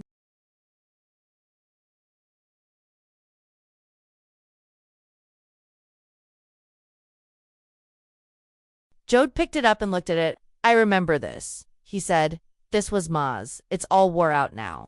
Ma liked them shoes. Had 'em for years. No, they've went and took everything. The sun had lowered until it came through the angled end windows now, and it flashed on the edges of the broken glass. Joad turned at last and went out and crossed the porch. He sat down on the edge of it and rested his bare feet on the 12-by-12 step. The evening light was on the fields, and the cotton plants threw long shadows on the ground, and the molting willow tree threw a long shadow. Casey sat down beside Joad. They never wrote Jonathan, he asked. Double quotes, no. Like I said, they wasn't. People too, right? P.A. could write, but he wouldn't. Didn't like to give him the shiver slow, right? He could work out a catalog order as good as the Hex fella, but he wouldn't write no letters just for ducks. They sat side by side, staring off into the distance. Joad laid his rolled coat on the porch beside him. His independent thons rolled a cigarette, smoothed it and lighted it, and high inhaled deeply and blew the smoke out through his nose. Somepin's wrong, he said. I can't put my finger on her. I got an itch that somepin's wronger in hell. Just this house pushed around and my folks gone. Casey said, right over there the ditch was, where I doneth baptizing. You wasn't mean, but you was tough. Hunganto, that little girl's pigtail, like a bulldog. We baptized Yobath in the name of the Holy Ghost, and still you hung on .op. Tom says, Hoff, am underwater. So I shove your head down till you start to bubblin' before you'd let go a thapatel. You wasn't mean, but you was tough. Sometimes Atow kid grows up with a big jolt of the spirit in him.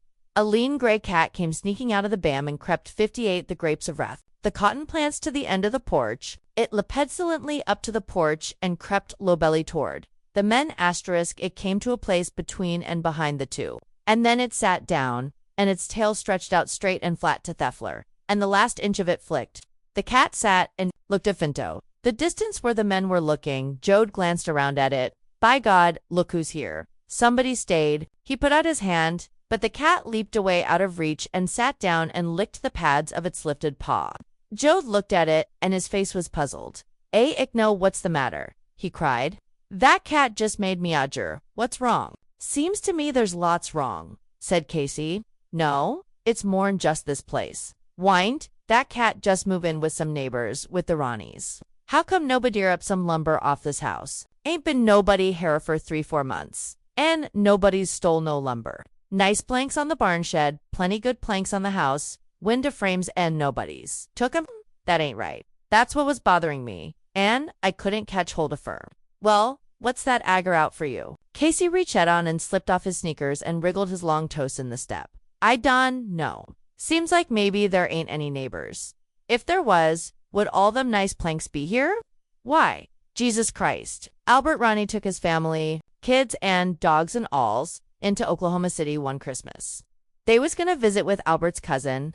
Well, folks around here thought Albert moved away without sayin'. Nothin' figured maybe he got deads or some woman squarin' off at him. When Albert come back a week later, there wasn't a thing left in his house. The Grapes of Wrath 59 stove was gone, beds was gone, winds frames was gone, an asterisk 8 feet of plankin was gone off the south side of the house CISO. You could look right through her. He come driven home just as Muley Graves was going away, with the doors and E-well pump. Took Albert 2 weeks driven around the neighbors for he got his stuff back. Casey scratched his toes luxuriously.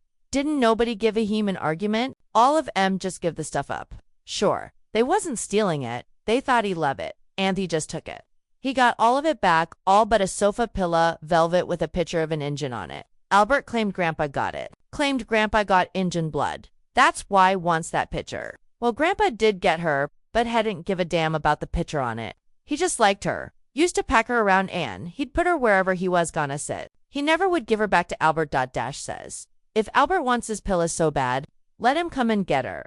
But he better come shootin', 'cause I'll blow his goddamn stinkin' head off if he comes messin' around my pillow. Albert give up and made Grandpa a present of that pillow. It give Grandpa ideas, though. He took 2 7 chicken feathers. Says he's gonna have a whole damn bed. But he never got no feather bed. One time, P.A. got moted a skunk under the house.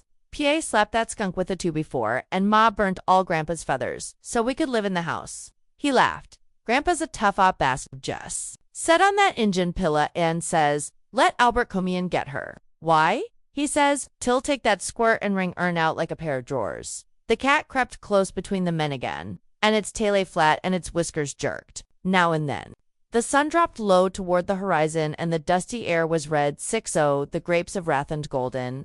The cat reached out a gray questioning paw and touched Joad's coat. He looked around. Hell, I forgot that till one. Ain't gonna pack it all over. Hell, he unwrapped Thielen turtle and pushed it under the house. But in a moment it was out, headed southwest as it had teen from the first. The cat leaped at it and struck at its straining head and slashed at its moving feet. The old, hard, memorous head waspled in, and the thick tail slapped in under the shell. And when the cat grew tired of waiting for it and walked off, the turtle headed on southwest again. Young Tom Joad and the preacher watched the turtle, waving its legs and boosting its heavy high-domed shell along toward the southwest. The cat crept along behind for a while, but in a dozen yards it arched its back to a strung-out bow and yawned, and came stealthily back toward the satiated men. Where the hell you s'pose he's going? Said Joad. I seen turtles all my life. They're always going someplace. They always seem to want to get there. The gray cat seated itself, between and behind them again. It blinked slowly. The skin over its shoulders jerked forward under a flea, and then slipped slowly back. The cat lifted a paw and inspected it. Flicked its claws out and in again experimentally, and licked its pads with a shelping tongue. The red sun touched the horizon and spread out like a jellyfish, and the sky above it seemed much brighter and more alive than it had been. Joad rolled his new yellow shoes from his coat, and he brushed his dusty feet with his hand before he slipped them on. The preacher, staring off across the fields, said, somebody's cornin'. Look, down there, right through the cotton. Looked where Casey's finger pointed. Cornin'? Afoot the grapes of wrath, 61, he said. Can't see him for the dust he raises. Who the hell's cornin' here? They watched the figure approaching in the evening light, and the dust it raised was reddened by the setting sun. Man, said Joad. The man drew closer, and Ash walked past the bam. Joad said, why, I know him. Youk know him. That's Muley. Graveson, he called. Hey Muley, how ya? The approaching man stopped, startled by the call. Anthan, he came on quickly. He was a lean man, rather short. His movements were jerky and quick. He carried a gunny sack in his hand. His blue jeans were pale at knee and seat, and he wore an old black suit coat, stained and spotted, the sleeves Tom loosed from the shoulders and back, and ragged holes worn through at the elbows. His black hat was as stained as his coat, and the band, Tom half free, flopped opened down as he walked. Mulev's face was smooth and tin-wrinkled, but it wore the truculent look of a bad child's. The mouth held tight and small, the little eyes half scowling, half petulant. You remember Muley, Joad said softly to the preacher. Who's that? The advancing man called Joad did notins were. Muley came close, very close, before he made out faces. Well, I'll be damned, he said. It's Tommy Joad. When'd you get out, Tommy? 2 days ago, said Joad. Took a little time to hitchhike home. Anne, look here what I find. Where's my folks, Muley? What's the house all smashed up for? Anne cotton planted in the dooryard. By God, it's lucky I come by, said Muley, 'cause Tom worried himself. When they was fixing to move, I was settin' in the kitchen there. I just too af Tom I wasn't gonna move. By God, I tol him that. And Tom says, I'm worthy 5 to the grapes of wrath myself about Tommy. 8 pose, he comes home and they ain't nobody here. What'll he think? I says, for white, you write down a letter.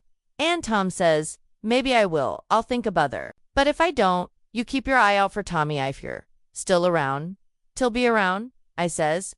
"'Till be around till hell freezes over. There ain't nobody can run a guy named Graves out of this country.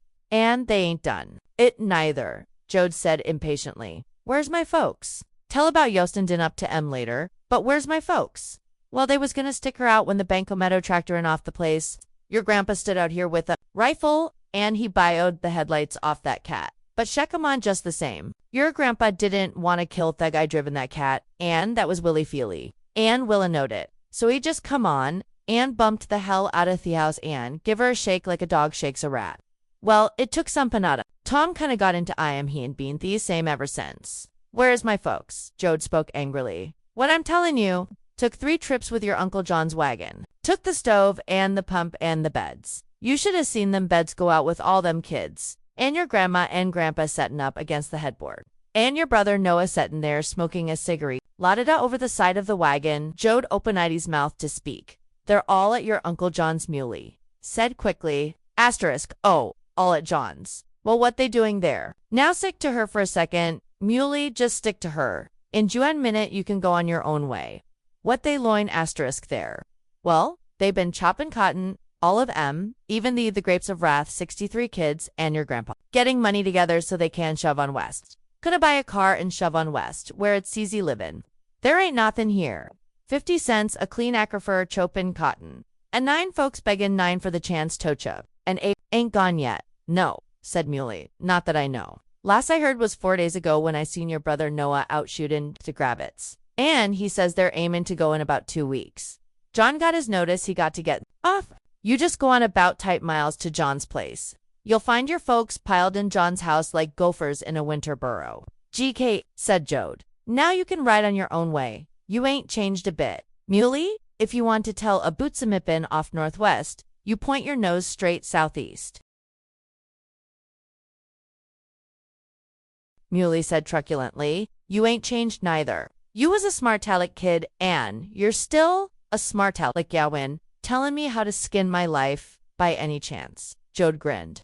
"No, I ain't. If you want to drive your head into a pile of broken glass, there ain't nobody can tell you. You know this here, preacher, don't you, Muley Rev?" "Casey?" "Why, sure. Didn't look over. Remember him well." Casey stood up and the two shook hands. "Glad to see y'all again," said Muley. "You ain't been around for a hell of a long time." "I've been off asking questions," said Casey. "What happened here? Why they kicking folks off the land?" Muley's mouth snapped shut so tightly that a little parrot's beak in the middle of his upper lip stuck down over his underlip. He scowled. "Them sons of bitches," he said. "Them 64, the grapes of wrath 30 sons of bletches. I tell ya, men FM stain, they ain't getting rid of me. If they throw me off, foo, come back. And if they figure I'll be quiet underground, why, I'll take couple 3 of the sons of bitches along for company." He patted a heavy weight in his side coat pocket. "I ain't agoin'. My pa here 50 years ago, and I ain't a-goin'." Joad said, "What's the idea of kicking the folks off?" "Oh, they talked pretty about it. You know what consiers we've been havin'? Dust cornin' up and spoiling everything so a man didn't get enough crop to plug up an ant's ass. And everybody got bills at the grocery. You know how it is. WL, the folks that owns the land, says, we can't afford to keep tenants, and they says, the share tenant gets is juiced margin a profit we can't afford to lose. And they says, if we put all our land in one piece, we can just hardly mock a hard pay. So they tractored all the tenants off the land, all cept me, and by God, I ain't going. Tommy, you know me. You knowed me all your life." "Damn right," said Joad. "All my life." "Well, you know I ain't a fool. I know this land ain't much good, never was much good cept for crazy, never should have broke her up. And now she's cotton damn near to death. If only they didn't tell me I got to get off. Why? FD probably being California right now, eatin' grapes and appicant and arranged when I wanted. But them sons of bitness says, I got to get off Ann. Jesus Christ, a man can't when he's tall too." "Sure," said Joad. "I wonder Pa went so easy. I wonder Grandpa didn't kill nobody. Nobody never tweft Grandpa where to put his feet. And Ma, ain't nobody you can push around neither. I seen her beat the hell out of a tin pedal with a live chicken one time, 'cause he give her a argument. She had the chicken in one, Hank and the axe in the other, the grapes of wrath, 65, about to cut its head off. She aimed to go for that pedal with the axe, but she forgot which hand was which, and she takes after him with the chicken. Couldn't even eat that chicken when she got done. They wasn't nothing but a pair of legs in her hawn. Grandpa throwed his hip out of joint lawn. How'd my folks go? So easy. Well, the guy that come around talked nice as pie. Yo to get off. It ain't my fault. Well, I says, whose fault is it? I'll go and I'll nut the fella. It's the Shawnee Land and Cattle Company. I just got orders. Who's the Shawnee Land and Cattle Company? It ain't nobody. It's a company. Gote fella crazy. There wasn't nobody you could lay for. Loda, the folks just got tired out looking for something to be mad at, but not me. I'm mad at all of it. A large red drop of sun lingered on the horizon and then dripped over and was gone. And the sky was brilliant over Thespot where it had gone, and a torn cloud, like a bloody rag, hung over the spot of its going. And dusk crept over the sky, the eastern horizon, and darkness crept over the land from the east. The evening star flashed and glittered, and the gray cat sneaked away toward the open bam shed and passed inside like a shadow. Joad said, "Well, we ain't gonna walk no 8 miles to Uncle John's place tonight. My dogs is burned up. How's it if we go to your place, Muley? That's only about a mile. Won't do no good." Muley seemed embarrassed. "My wife and the kids and her brother all took and went to California. They wasn't nothin' to eat. They wasn't as mad as him, so they went. They wasn't nothin' to eat here." The preacher stirred nervously. "You should have went to Dot Yon, shouldn't have broke up the family." 66. The Grapes of Wrath.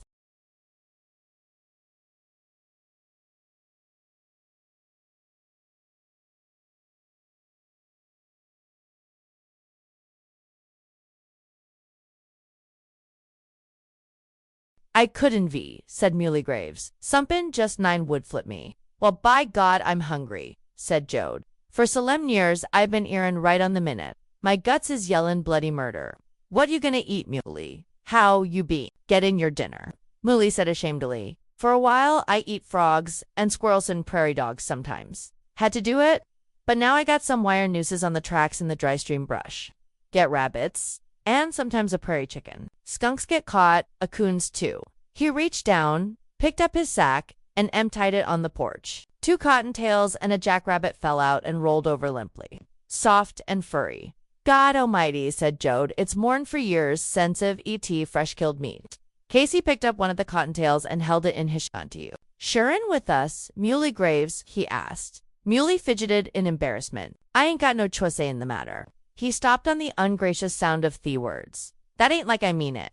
That ain't I mean has stumbled. What I mean, if a fella's got somepin' to eat and another fella's hungry, why, the first fella ain't got no choice. I mean, s'pose I pick up my rabbits and go off somewheres and eat MCIC," said Casey. "I can see that. Muley sees somepin' theer loam. Muley's got a holt of somepin' and it's too big for him and it's too big for me." Young Tom rubbed his hands together. "Who got a knife? Let's get at these here miserable rodents. Let's get at 'em." Muley reached in his pants pocket and produced a Larghorn-handled pocket knife. Tom Lode took it from him. The Grapes of Wrath 6 opened a blade and smelled it. He drove the blade again and again into the ground and smelled it again.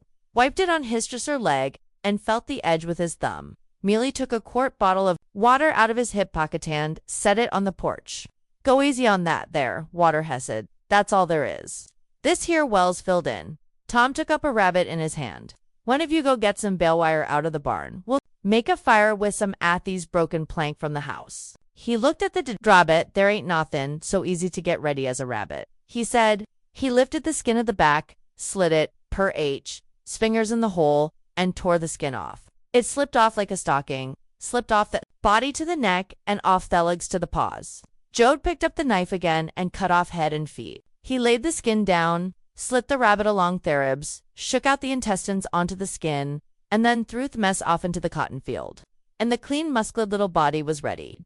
Joad cut off the legs and cut the meaty back into 2 pieces. He was picking up the second rabbit when Casey came back with a snarl of bale wire in his hand. "Now build up a fire and put some stakes up," said Joad. "Jesus Christ, I'm hungry for these here creatures." Heck lined and cut up the rest of the rabbits and strung them in the wire. Muley and Casey tore splintered boards from the wrecked house corner and started a fire.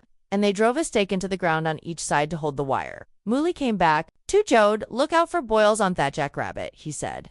"I don't like to eat no jackrabbit with—" He took a little cloth bag from his pocket and pewed it on the porch. Toad said that Jack was clean as a whistle, Jesus God. "Ag the Grapes of Wrath, you got salt too.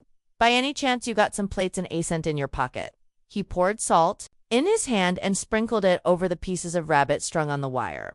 The fire leaped and threw shadows on the house, and Thedry wood crackled and snapped. The sky was almost darno, and the stars were out sharply. The gray cat came out off the bam shed and trotted meowing toward the fire. But, nearly there, it turned and went directly to one of the little piles of rabbit entrails on the ground. It chewed and swallowed, and the entrails hung from its mouth. Casey sat on the ground beside the fire, feeding it broken pieces of board, pushing the long boards in as the flame made off their ends. The evening bats flashed into the firelight and out again.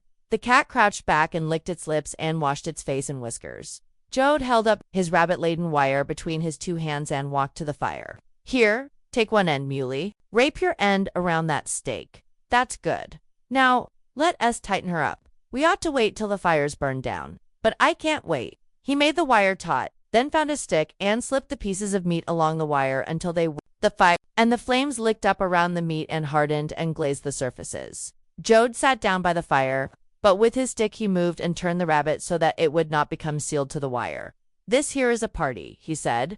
Salt, muley, escot, and water, and rabbits. I wish Haggett a pot of hominy in his pocket. That's all I wish, Muley said over the fire. You fellas'd think I'm touched, the way I live. Touched nothin', said Joad. If you're touched, I wished everybody was touched, Muley continued. Well, sir, it's a funny thing. Sumpin' the grapes of wrath 69 what Ann happened to me when they taught me. I had to get off the place. Fust, I was gonna go in and kill a whole flock. People. Then all my folks all went away out west, and I got wandering around asterisk. Just walking around, never went far. Slept Jawara was. I was gonna sleep here tonight, that's why I come. PD tell myself, PM looking after things. So when all the J folks come back, it'll be all right. But I know that want J. It's true, there ain't nothing to look after. The folks ain't. Never cornin' back. PM Jews wandering around like a damn op grave. Jard goes, J fella gets used to a place, it's hard to go, said Casey. Fellas eats used to a way a thinkin'. It's hard to leave. I ain't a preacher no more, but all the time I find PM preyin'. Not even thinkin' what PM doing. One Joad turned the pieces of meat over on the wire. The juice was dripping now, and every drop as it fell in the fire shot up a spurt of flame. The smooth surface of the meat was crinkling up and turning a faint brown. Smell her, geez, look down and just smell her.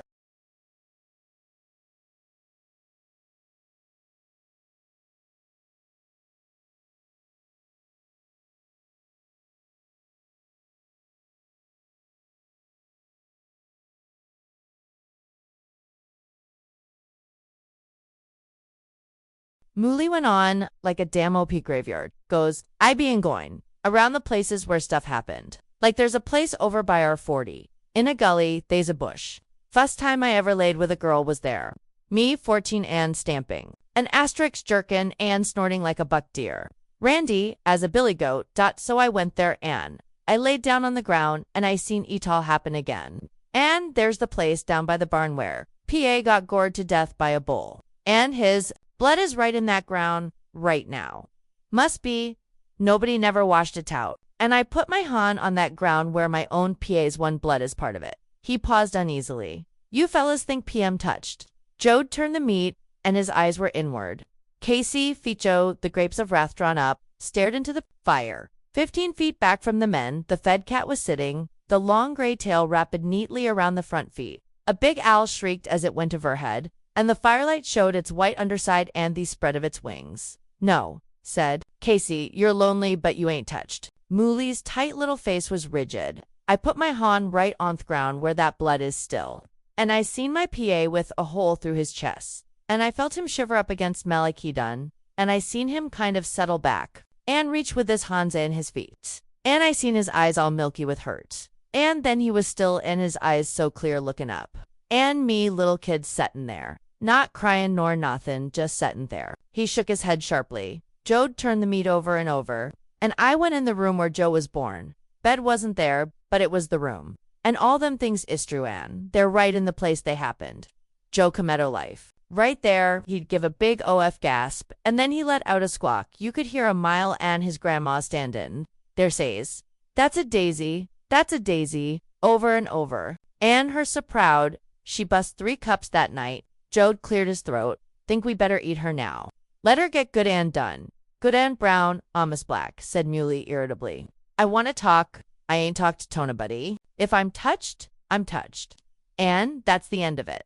Like AOL graveyard goes going to neighbors' houses in the night. Peter's, Jacob's, Ronnie's, Jane's, Joad's, Ann. The houses all dark stand in like miserable ratty boxers. But they was good parties and dancing. And there was meetin's and shouting glory. They was weddings all in them houses. And then I'd want to go in town and kill folks. 'Cause what did they take when they tractored the folks off the land?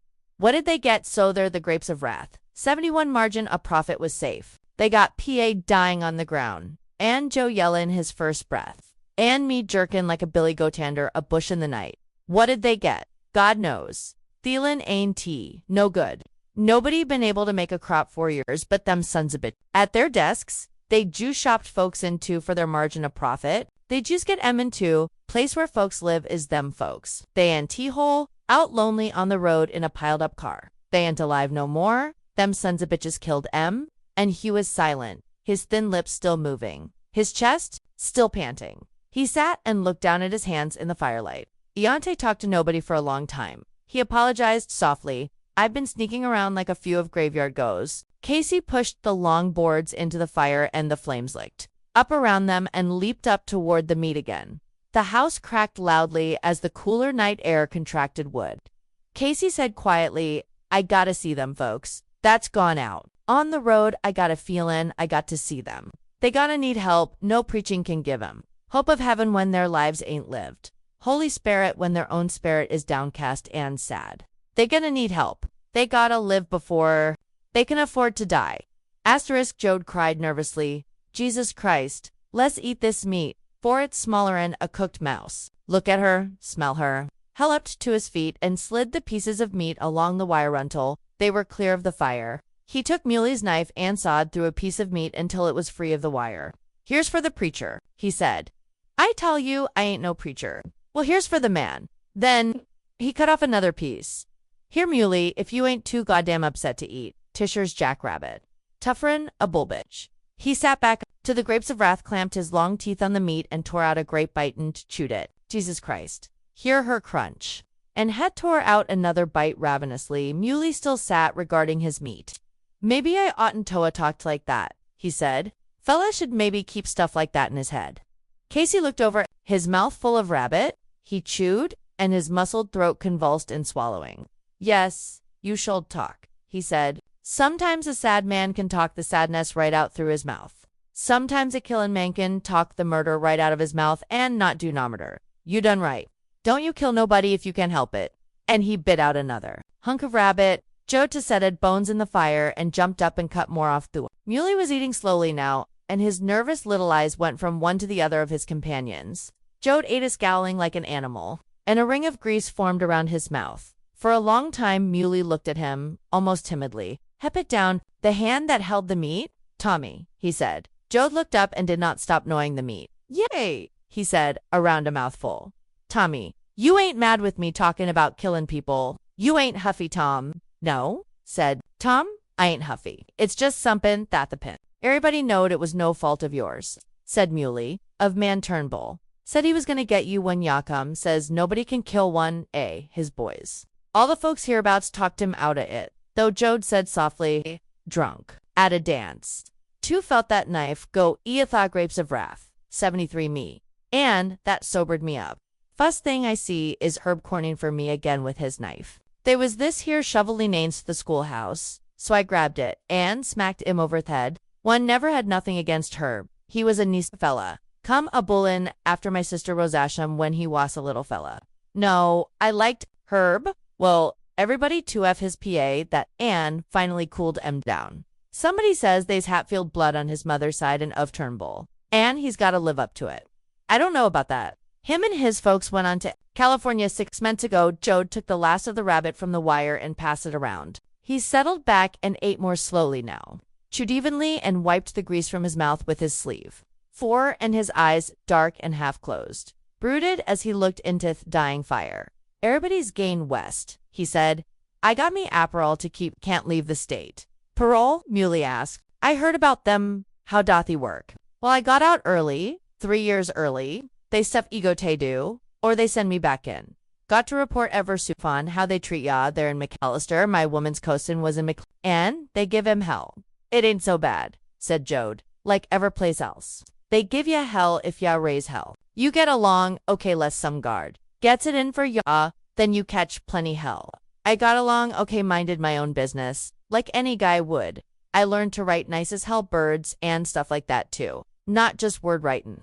My OF man be sore when he sees me weep out a bird in one stroke. Pa's gonna be mad when sees me do that. He don't like no fancy stuff like that. HR 74, The Grapes of Wrath.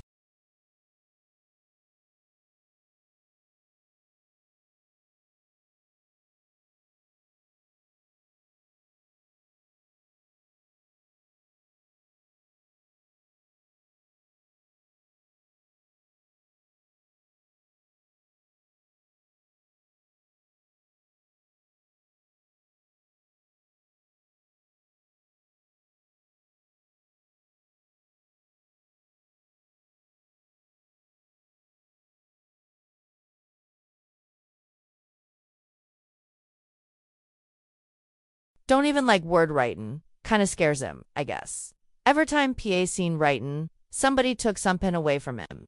They didn't give you no beatings or nothing like that. No, I just tended my own affairs. Course, you get goddamn good and sick a doing the same thing day after day for 4 years. If you done something you was ashamed of, you might think about that. But, hell, if I seen Herb turn bullcorn in for me with a knife right now, I'd squash him down with a shovel again. Anybody would, said Muley. The preacher stared into the fire, and his high forehead was white in the settling dark. The flash of little flames picked out the cords of his neck. His hands, clasped about his knees, were busy pulling Knuckles through the last bones into the fire and licked his fingers and then wiped them on his pants. He stood up and brought the bottle of water from the porch, took a sparing drink, and passed the bottle before he sat down again. He went on, the thing that gave me the most trouble was, it'd make no sense. You don't look for no sense when lightning kills a cow or it comes up a flood. That's just the things is. But when a bunch of men take and knock you up to have some meaning, men is supposed here they put me in and keep me anto, either make me so I won't do her for her out. The Grapes of Wrath, Wydala Muley observed. Judge says he'd give you a light sentence, Couse. It wasn't all your fault. Joad said, they's a guy in he studies all the time. He's secretary of the warden, writes the warden's jetters and stuff like that. Well, he's one hell of a bright Guyan, reads law and all stuff like that. Well, I talked to him one time about her because he reads so much stuff. And he says I didn't do no good to read books. Says he's read everything about prisons now and in the old times. And he says she makes less sense to him now than she did before he starts reading. He says it's a thing that started way to hell and gone back. And nobody seems to be able to stop her. And nobody got sense enough to change her. He says, for God's sake, don't read about her, because he says, for one thing, you'll just get messed up worse. And for another, you won't have no respect for the guys that work the governments. I ain't got a hell of a lot of respect for em now, said Mealy. Only kind of government we got that leans on us fellas is the safe margin of profit. There's one thing that got him stumped. And that's Willie F. That cat ain't gonna be a straw boss on land his own folks used to farm? That worries me. I can see how a fella might come from some other place and not know no better. But Willie Belongs worried me, so I went up to him and asked him. Right off, he got mood. I got 2 little kids. He says, I got a wife and my wife's mother. Them people got to eat, gets madder in hell. Fuston, only thing I gotta think about is my own folks. He says, what happens to other folks, Kay? Their lookout. He says, seems like he's shamed. So he gets mad. Jim Casey had been staring at the dying fire, and his eyes grown wider and his neck muscles stood higher. Sud J6, The Grapes of Wrathenly, he cried, I got her. If ever a man got a dose of Thespind, I got her. Got her all of a flash. He jumped to his feet and paced back and forth, his head swinging, had 8 and 10 one time. Drawed as much as 500 people every night. That's before either you fellas seen me. He stopped it and faced them. Ever notice I never took no collection shin? I was preaching out here to folks in Bamson and Theopon, by God. You never? Said Muley. People around here got so used to not giving you money, they got to being a little mad when some other preacher come along and passed the hat. Yes, sir. I took something to eat, said Casey. I took a pair of pants when mine was wore out. An AOF pair of shoes when I was walking through to the ground. But it wasn't like when I had the tent some days there I'd taken 10 or $20. Wasn't happy that away. So I give her up, and Ivy a time one was happy. I think I got her now. I don't know if I can say her. I guess I won't try to say her, but maybe there's a place for a preacher. Maybe I can preach again. Folks out lonely in the road. Folks with no land, no home to go to. They got to have some kind of home. Maybe he stood over the fire, the 100 muscles of his neck stood out in high relief.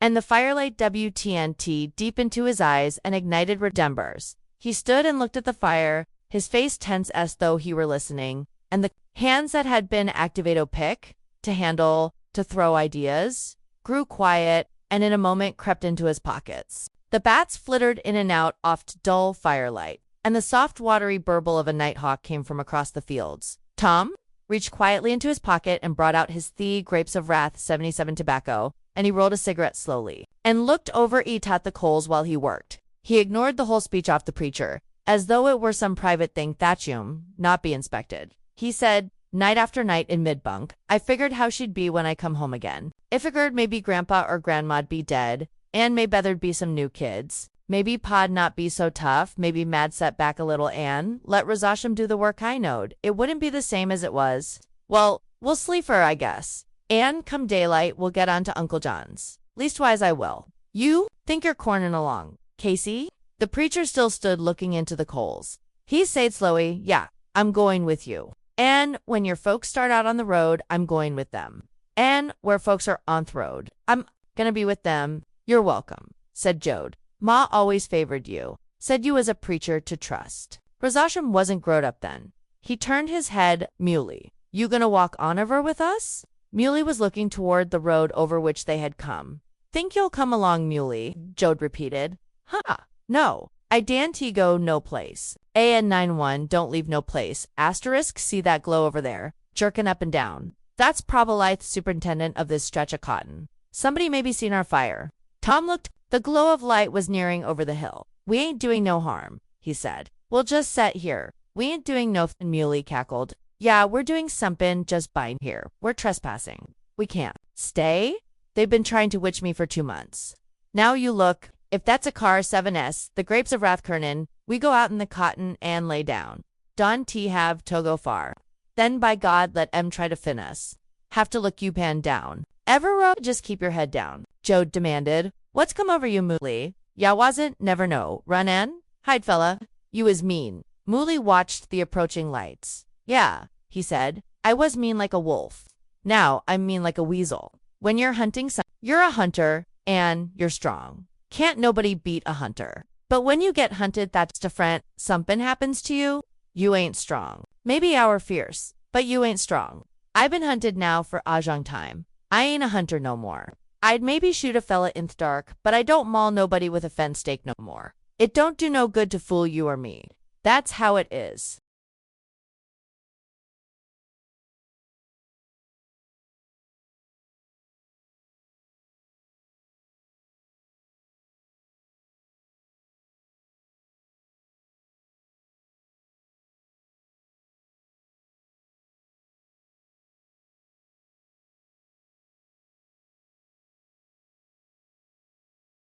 Well, you go out and hide, said Joad. Leave me in case I tell these bastards a few things. The beam of light was dozer now, and it bounced into the sky and then disappeared and then bounced up again. All three men watched me, said, there's one more thing about being hunted. You get to thinking about all the dangerous things. If you're hunting, you don't think about and you ain't scared. Lyco says to me, if you get in any trouble, they'll send you back to McAllister to finish your time. That's right, said Joad. That's what they tell me. But settin' here restin' or sleepin' on the ground, that ain't gettin' in no trouble. That ain't doing nothin' wrong. That ain't like gettin' drunk or raisin' hell. Muley laughed. You'll see. You just sit here. And the Carl, maybe it's Willie Feely, and Willie's a deputy shbono. What are you doing trespassing here? Willie says.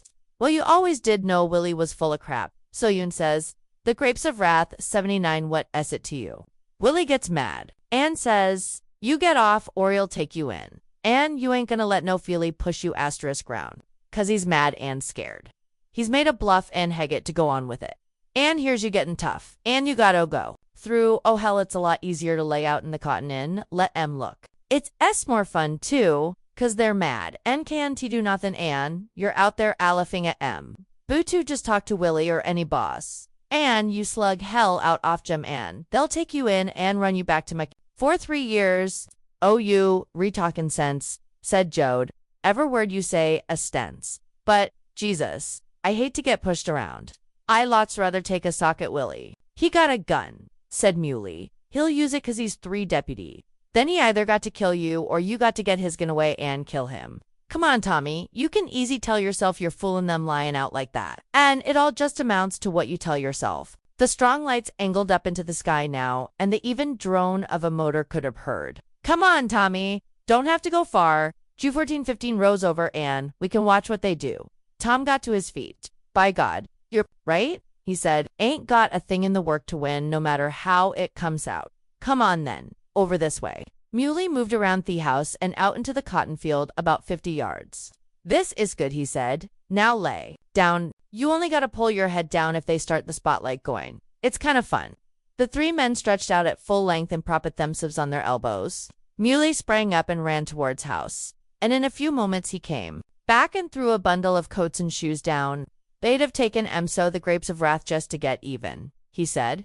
The lights topped the rise and bored down on the house. Joad asked, won't they come out here with flashlights in? Look around for us. I wished I had a stick. Muley giggled. No, they won't. I tell you, I mean, like a weedspool Willie. Done that one night and I clipped him from by hint with a fence stake. Knocked him colder in a wedge. He told later how 5 guys come at him. The car drew up to the house and a spotlight snapped on Duck, said Muley. The bar of cold white light swung over their heads and crisscrossed the field. The hiding men could not see any movement, but they heard a car door slam. And they heard voices. Skirt to get in the light, Muley whispered. Once, twice, I've took a shot at the headlights. That keeps Willie careful. He got somebody with him. Tonight they heard footsteps on wood, and then from inside the house they saw the glow of a flashlight.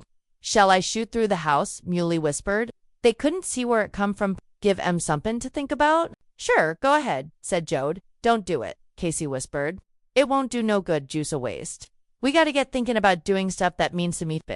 A scratching sound came from near the house. Putting out the fire, Muley whispered, kicking dust over it. The car door slammed. The headlights swung around and fastened the road again. Now duck, said Muley. They dropped their heads and the spotlight swept over them and crossed and recrossed the cotton field. And then the car started and slipped away and topped the rise and disappeared. Muley sat up. Willie always tries that lost flash. Keto nights so often I can time him, and he still thinks it's cute. The grapes of wrath 81, Casey said. Maybe they left some fellas at the house. Asterisk, they'd catch us when we come back. Maybe. You fellas, wait here. I know this game. He walked quietly away, asterisk, and only a slight crunching of Claude's could be heard from his passage. The 2 waiting men tried to hear him, but he had gone. In a moment, he called from the house. They didn't leave nobody. Come on back. Cassie and Joad struggled up and walked back toward the black buck of the house. Muley met them near the smoking dust pile which had been their fire. I didn't think they'd live in nobody, he said proudly. Me knocking Willie over and a shot at the lights once twice keeps him careful. They ain't sure who it is, and I ain't gonna let em catch me. I don't sleep near no booze. If you fellas want to come along, I'll show you where to sleep, where there ain't nobody. Gonna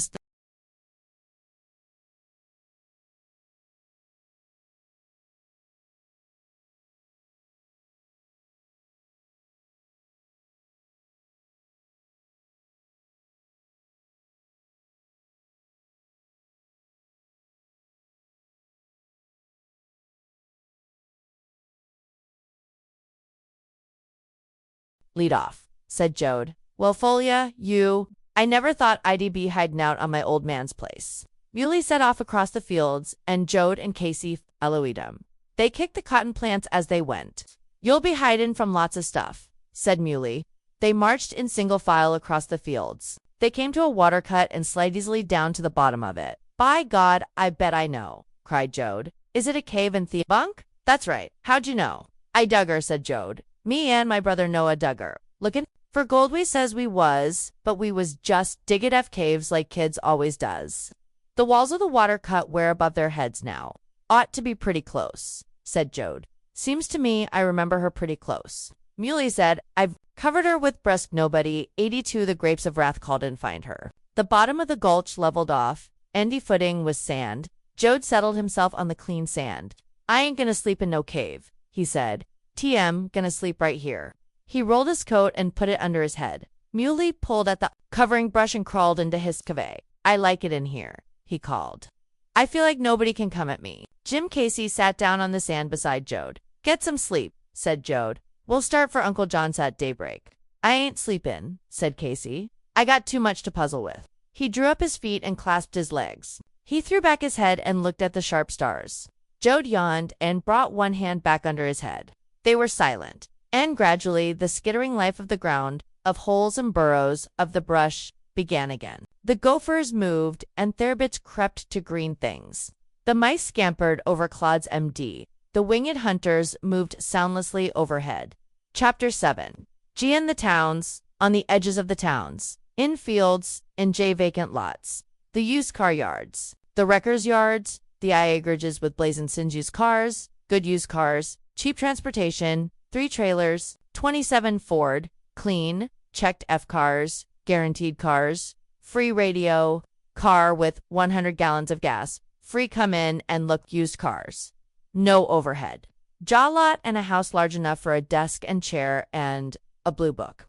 Sheaf of contracts, gear, held with paper eye clips, and a neat pile of unused contracts. Pen keep it full, FJ keep it working. A sale's been lost 'cause a pen didn't work. Those sons of bitches over there ain't buying. Every yard gets M, they're lookers. Spend all their time looking, don't want to buy no cars. Take up your time, don't give a damned for your time. Over there, them 2 people. No, with thickets. Get M in a car. Start M at 200 and work down. They look good for 1 1/4. Get M rolling. Get M out in a jalopy. Sock it to M.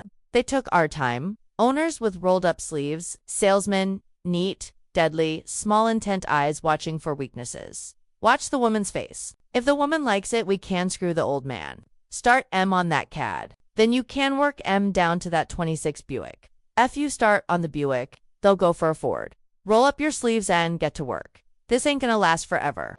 Show M that Nash while I get C8 for the grapes of wrath slow leak. Pumped up on that 25 Dodge, I'll give you a high-me when I'm ready. What you want is transportation, ain't it? No baloney for you. Sure, the upholstery is shot.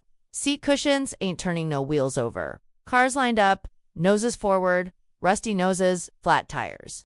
Parkitos together, like to get in to see that one. Sure, no trouble. I'll pull here out of the line. Get 'em under obligation. Make 'em take up your time. Don't let 'em forget they're talking your time. People are nice mostly, they hate to put you out. Make M put you out. Anthon socket to M. Cars lined up, Model Ts, high and snotty, creaking wheel, worn bands, Buicks Nashes, DSOTOS. Yes sir, 22 Dodge. Best goddamn car Dodge ever made. Never wear out, low compression, high compression gauntlets a sap for a while, but the metal ain't made that'll hold it for long. Plymouths, Rockneys, Stars. Jesus. Where'd that Apperson come from? The Ark? An Etchemers and a Chandler ain't made M for years. We ain't selling cars, rolling junk. God damn it, I gotta get jalopies. I don't want nothing for more'n 25, 30 bucks. Sell M 457. That's a good profit. Christ, what cut do you make on a new car? Get jalopies? I can sell 'em fast as I get M. Nothing over 250. Jim, corral that old bastard on the sidewalk. Don't know his ass from a hole in the ground. Try him on that Apperson, say, where is that Apperson sold? If we don't get some jalopies, got nothing to sell. Dot flags, red and white and blue. All along the curb, asterisk used cars. Good used cars.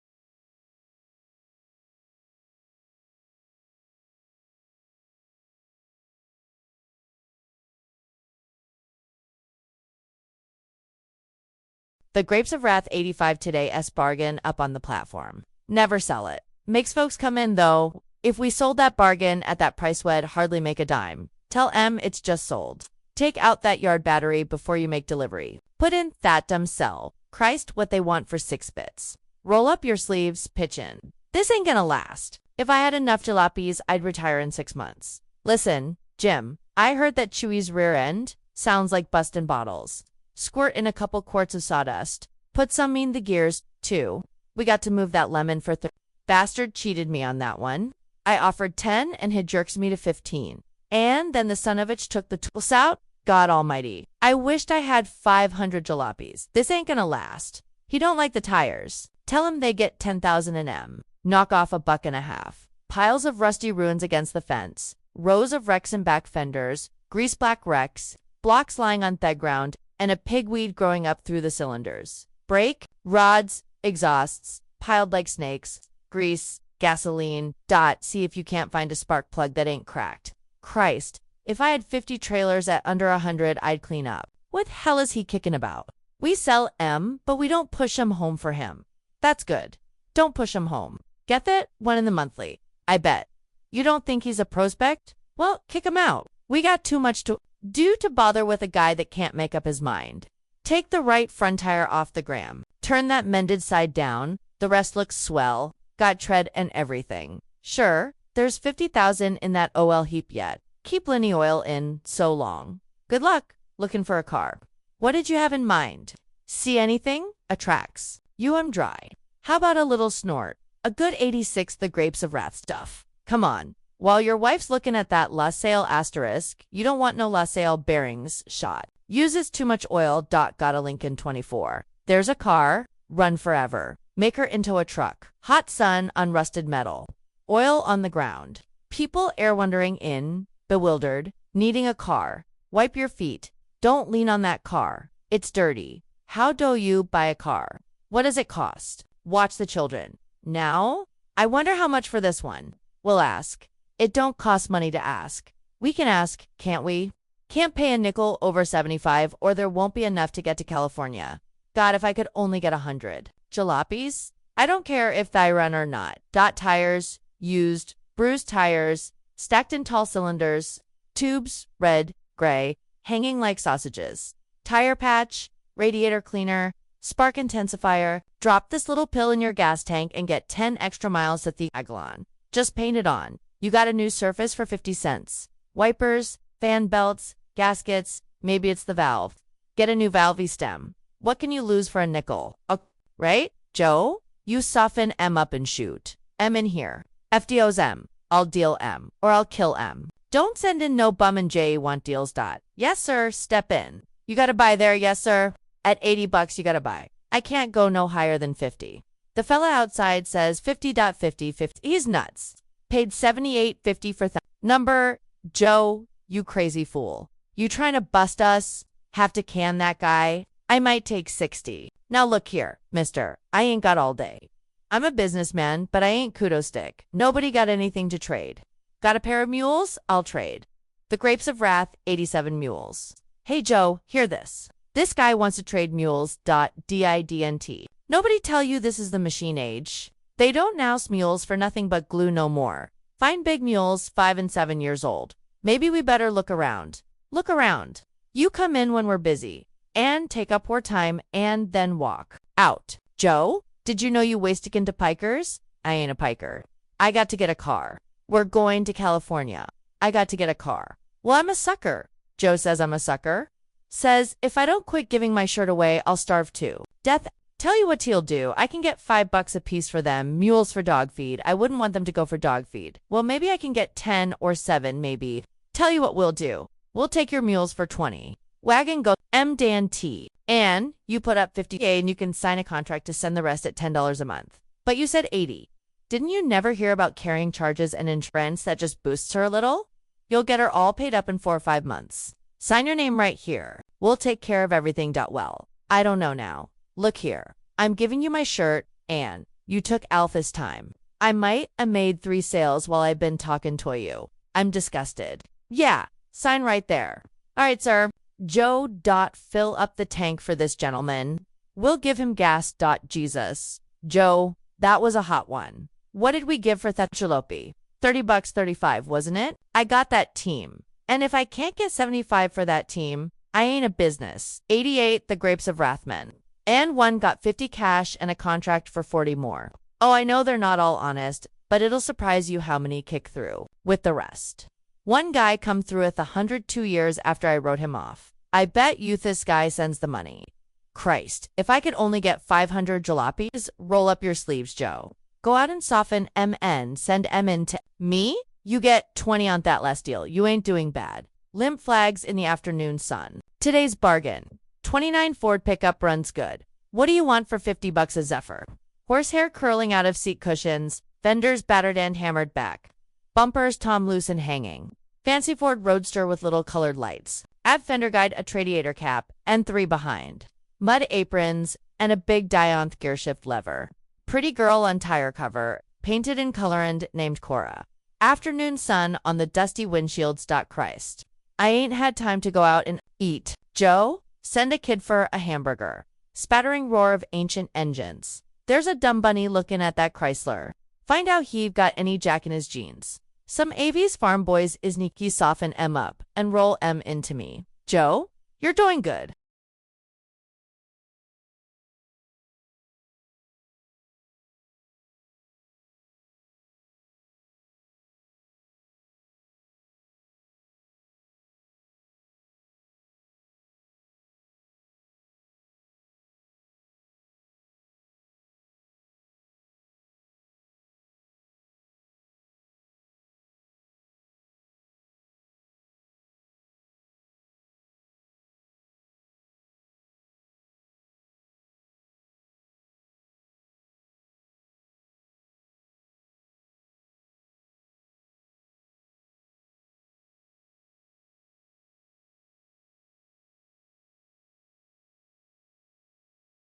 Sure, we sold it, guaranteed. We guaranteed it to be an automobile. We didn't guarantee to wet nurse it. Now listen here, you bought a car, and now you're squawking I didn't. Give a damn if you don't make payments. We ain't got paper, we turn that over to the finance company. They'll get after you, not us. We don't hold no paper. Yeah, well, you just get tough and I'll call a cop. No, we did not switch the tires.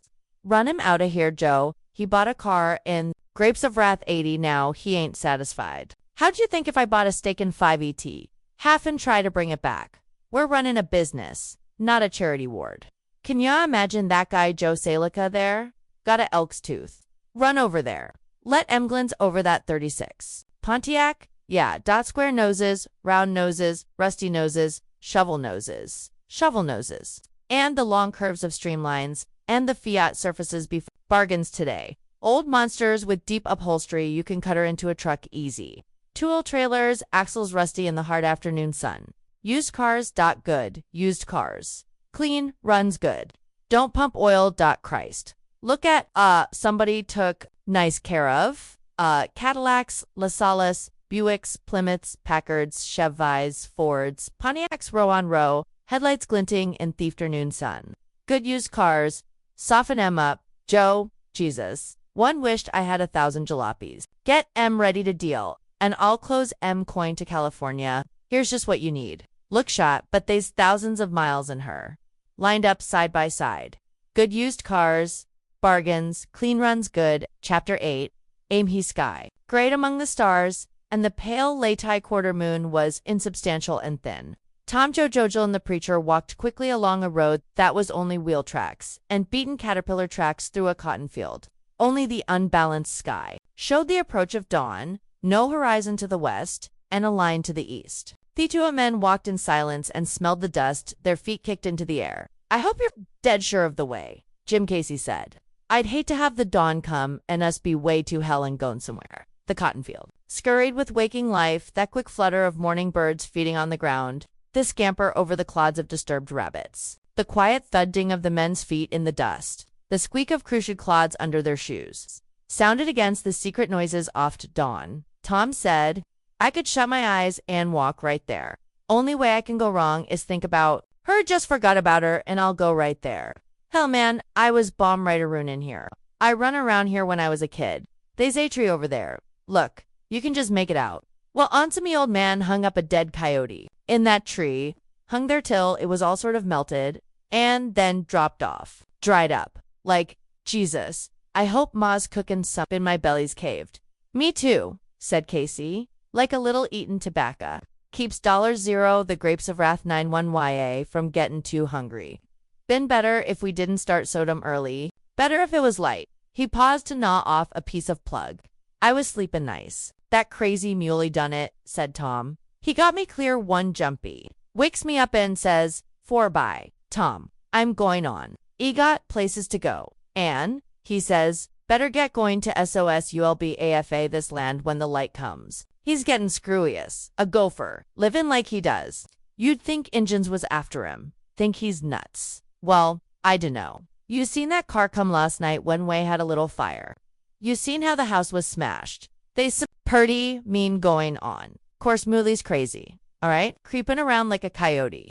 That's bound to make him crazy. He'll kill somebody pretty soon and they'll run him down with dogs. I can see it like a prophecy. He'll get worse and worse. Wouldn't come along with us. You say, no? Said Joad. I think he's scared to see people now. Wonder. He'd come up to us. We'll be at Uncle John's place by sunrise. They walked along in silence for a time, and thelate owls flew over toward the barns, the hollow trees, the tunk houses, where they hid from daylight. The eastern sky grew fairer, and it was possible to see the cotton plants and the graying earth. Damn if I know how they're all sleeping yet. Uncle John's, he only got one room, and a cook and lean-to, and a little bit of a barn. Must be a mob there now. The preacher said, I don't recollect that John had a farm bleed. Just a lone man, ain't he?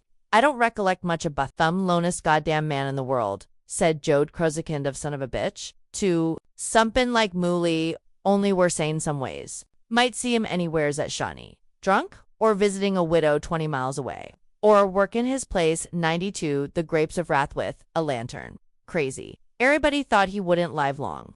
A lone man like that don't live long. But Uncle John Solder NPA just gets stringier. And meaner every year. Meaner Grandpa. Look the light cornin, said the preacher. Silvery like, didn't John never have no fame? Well, yes, he did. And that'll show you the kind of fella Hayes set in his ways. PA tells about it. Uncle John. He had a young wife. Married for months. She was in a family way to Anne. One night, she gets a pain in her stomach. Anne, she says, you better go for a doctor. Well, John, he's setting there. Anne, he says, you just gotta, you eat too much. Take a dose, a painkiller. You crowd up ya stomach and yazi at a stomachache. He says, next noon she's out of her head, and she dies at about 4 in the afternoon. What was it? Casey asked. Poisoned from some pin dollar he know somepin just bustin' her. AP appendic or some pin dot. Well, Uncle John, he's always been a easygoing fella, and headaches it hard, takes it for a sin. For a long time he won't have an othin to say to nobody. Just walks around like he don't see no thin, and he prays some. Todd. In 2 years to come out of it, and then he ain't the same. Sort of wild, made a damn nuisance of himself. Every time one of us kids got worms or ag attack, Uncle John brings a doctor out. Pa finally, 2F, him got to stop. Kids all the time get in a talkie. He figure it's his fault, his woman died. Funny fella, he's all the time making it up to somebody giving kids stuff. Dropping a sack of meal on somebody's porch. Give away about everything, Heget, and still he ain't very happy. Gets walking around alone at night sometimes. He's a good farmer, though. Keeps his'n nice. The grapes of wrath 93, poor fella, said the preacher. Poor, lonely fella. Did he go to church much when his woman died? No, he didn't. Never wanted to get close to folks. Wanted to be off alone. I'd never seen a kid that wasn't crazy about them. He'd come to our house in the night sometimes. And when would he come, 'cause just as sure as he come, there'd be a pack of gum in the bed right beside ever one of us. We thought he was Jesus Christ Almighty. The preacher walked along, head down. He didn't answer. And the light of the coming morning made his forehead seem to shine. And his hands, swinging beside him, flickered into the light and out again. Tom was silent too, as though he had said to intimate athing and was ashamed. He quickened his pace, and the preacher kept step-thicacy a little into gray distance he had now. A snake wriggled slowly from the cotton rosento the road. Tom stopped short of it and peered. Go first, snake, he said. Let him go. They walked around the snake and went on their way. A little color came into the eastern ski, and almost immediately the lonely dawn light crept over the land. Green appeared on the cotton plants, and the earth was drab-brown. The faces of the men lost their grayish shine. Joad's face seemed to darken with the growing light. This is the good time, Joad said softly. When I was a kid, I used to get up and walk around by myself when it was like this. What's that ahead? A committee of dogs had met in the road in honor of 5 males, shepherd mongrels, collie mongrels, dogs whose breeds had been blurred by a freedom of social life, were engaged in complimenting the bitch. For each dog sniffed daintily and then stalked to a cotton plant on stiff legs, raised a hindfoot ceremoniously and wetted, then went